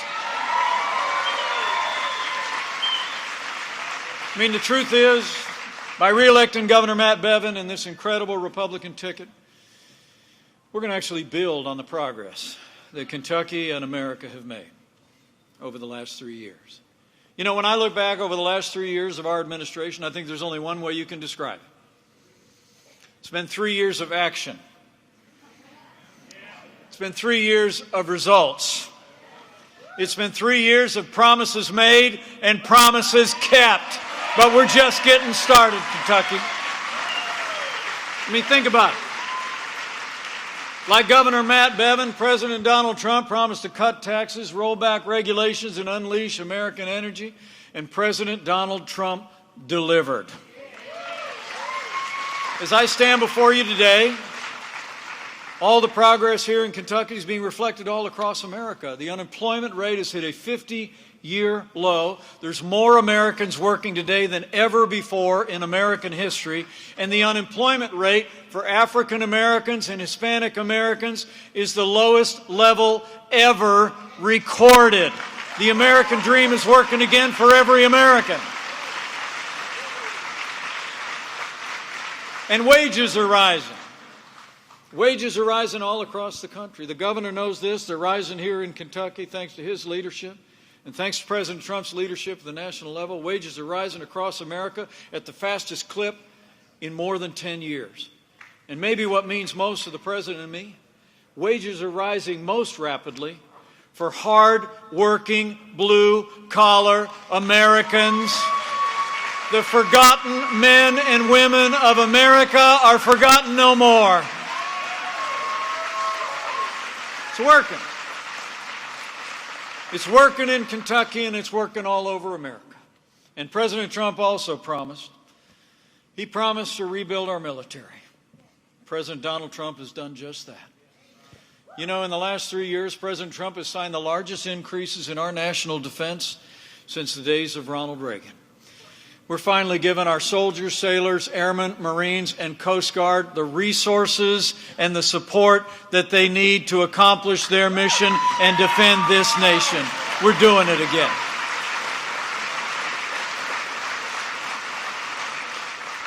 And with that renewed American strength, as I said before, we're standing with our allies and we're standing up to our enemies.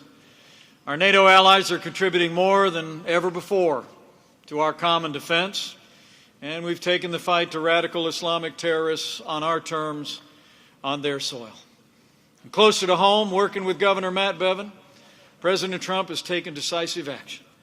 Decisive action to end the crisis of illegal immigration at our southern border. We've made historic investments in border security. And thanks to the support of your governor, the courageous men and women of our Border Patrol, over the last 4 months, apprehensions on our southern border are down by nearly 70%, and we've already started to build that wall on the southern border of the United States. It's happening. And Governor Matt Bevin has been there every step of the way, a voice not just here in Kentucky to deal with the crisis of illegal immigration, but he's being a national voice. The President and I couldn't be more grateful for your stand for the rule of law. And speaking of the rule of law, with the strong support of your governor and the people of Kentucky, President Trump has appointed more than 150 principled conservatives to our federal courts at every level. And they are all conservatives who will uphold all the God-given liberties enshrined in our Constitution. And that doesn't even include Justice Neil Gorsuch or Justice Brett Kavanaugh.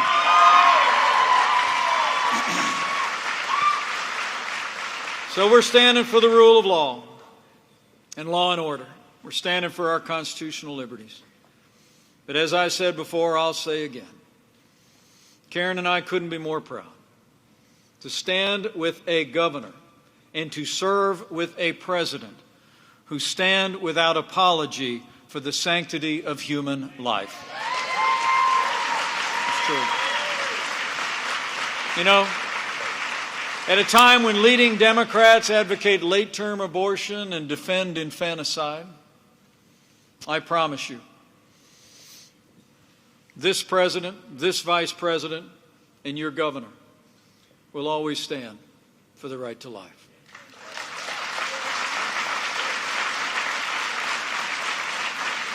So it's been about security, it's been about prosperity, and it's been about our liberties. And in just 3 years, America, and in the last 4 years, Kentucky, are winning again. The truth is, thanks to the leadership of President Donald Trump, the strong leadership of Governor Matt Bevin, we've made America great again. We've done it.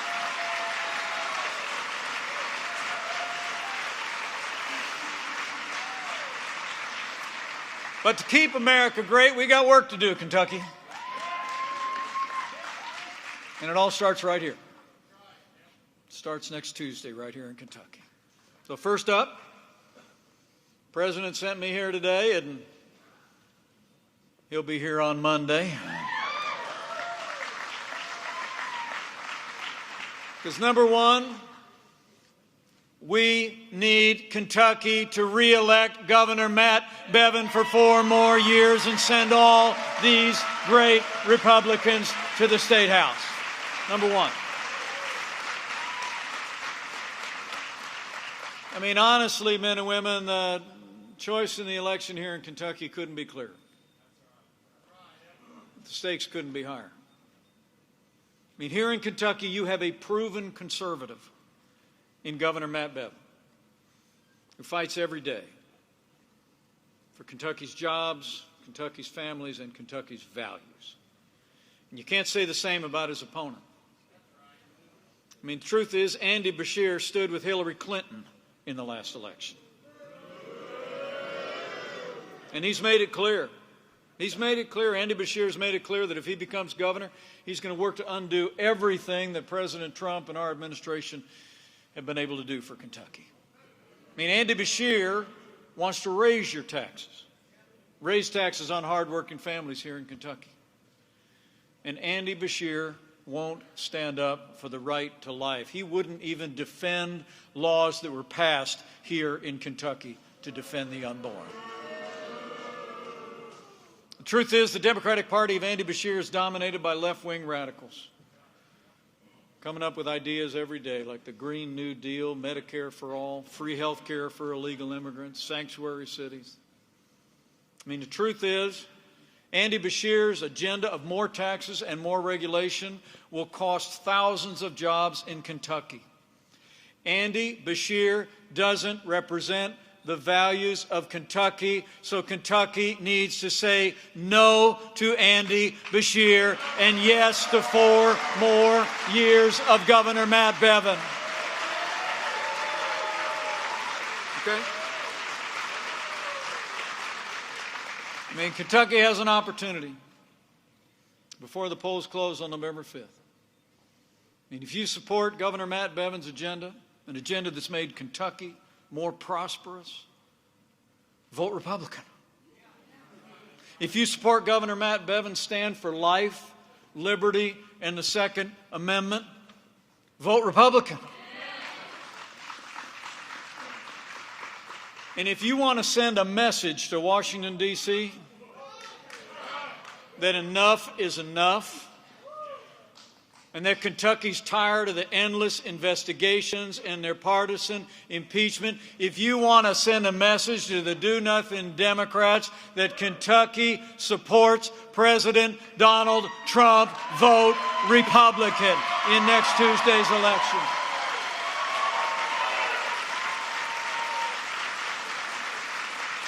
It's true. We've got a great opportunity before us, men and women.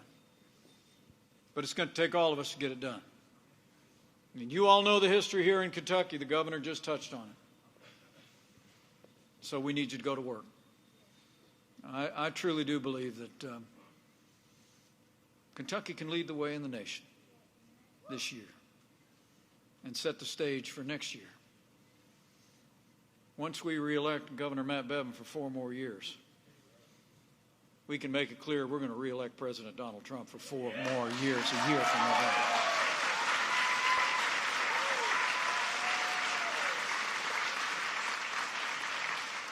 But I hope you didn't come here today just to hear a speech, because I'm going to charge you to go out and do something. All right? So if you're taking notes, number 1, first and foremost, between now and when the elections, polls close on next Tuesday, we need you to vote Kentucky and vote to give Governor Matt Bevin 4 more years in the State House with this great Republican ticket. Need you to vote. Make plans. I know they did a little absentee balloting before, but the polls are going to open at 6 a.m. on November 5th. They close at 6 p.m., so make plans to be there. And remember, friends don't let friends vote alone. Grab a friend, head to the polls and vote Republican for Governor Matt Bevin and this great team.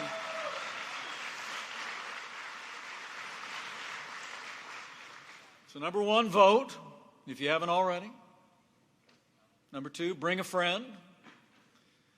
Number 3, tell somebody. Say, I ran into Mike and Karen the other day. And they were out there with Matt and Glenna. And I got to tell you, you could tell them, I thought I'm excited about Kentucky, but the vice president came here and just told us that Kentucky is winning and is going to keep on winning when we reelect Governor Matt Bevin and this great Republican team. So go tell them. Go tell them. All right? I mean, I got to tell you, I remember that election 3 years ago. Every single poll said we were going to lose, remember? Every single poll. But I knew something different was happening. So did our president. It's because we were traveling around the country. I mean, I looked out at the same shining faces that I'm looking at today, and I knew there were millions of Americans across Kentucky and across this country who knew we could be strong again, who knew we could be prosperous again. And they were talking to one another. The truth is, the most powerful media in this country today, yesterday, and always is not your network news, it's not your newspapers, it's not your social media, it's word of mouth. It's when someone who knows you and respects you hears from you about an issue that's important to them and their family and their values. And so after you make sure you vote with a friend, I want you to go talk to somebody at work, at worship, in your neighborhood, over a backyard, friends. Just tell them. Tell them the difference that this governor has made for Kentucky, the way he has stood for Kentucky's jobs, securities, and values. And tell them we need 4 more years of Governor Matt Bevin in the State House. You go tell them. And tell them I told you to tell them. And one last thing, if you're inclined to bow the head and bend the knee from time to time, I'd encourage you to do that too. Okay?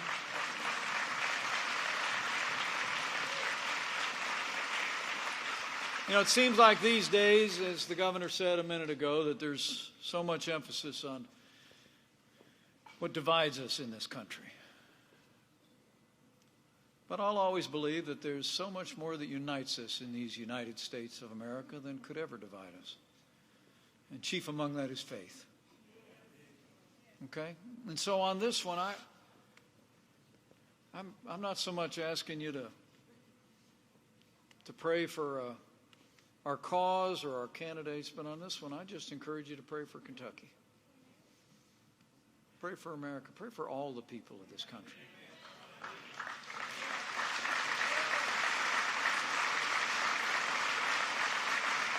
Because I believe in my heart of hearts what your governor believes. That those ancient words that Americans have clung to in much more challenging times than we could ever imagine are still true today. That if his people who are called by his name will humble themselves and pray, he'll do like he's always done in the long and storied history of this commonwealth and this nation. He'll hear from heaven, and he'll heal this land, this one nation, under God, indivisible, with liberty and justice for all.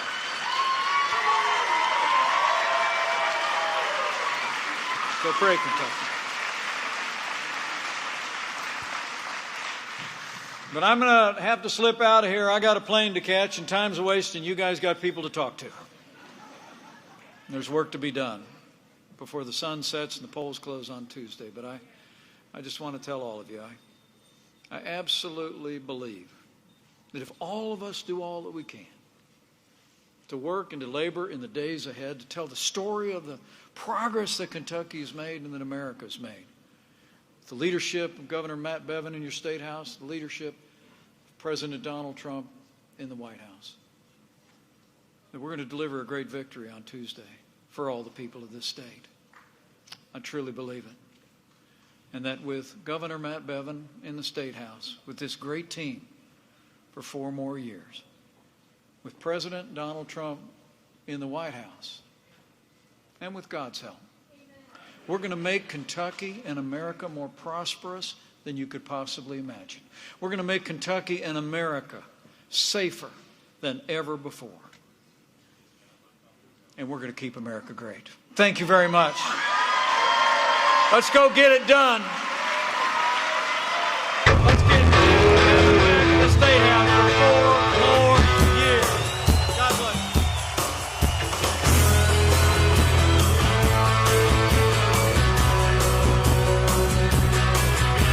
Sun coming up over New York City.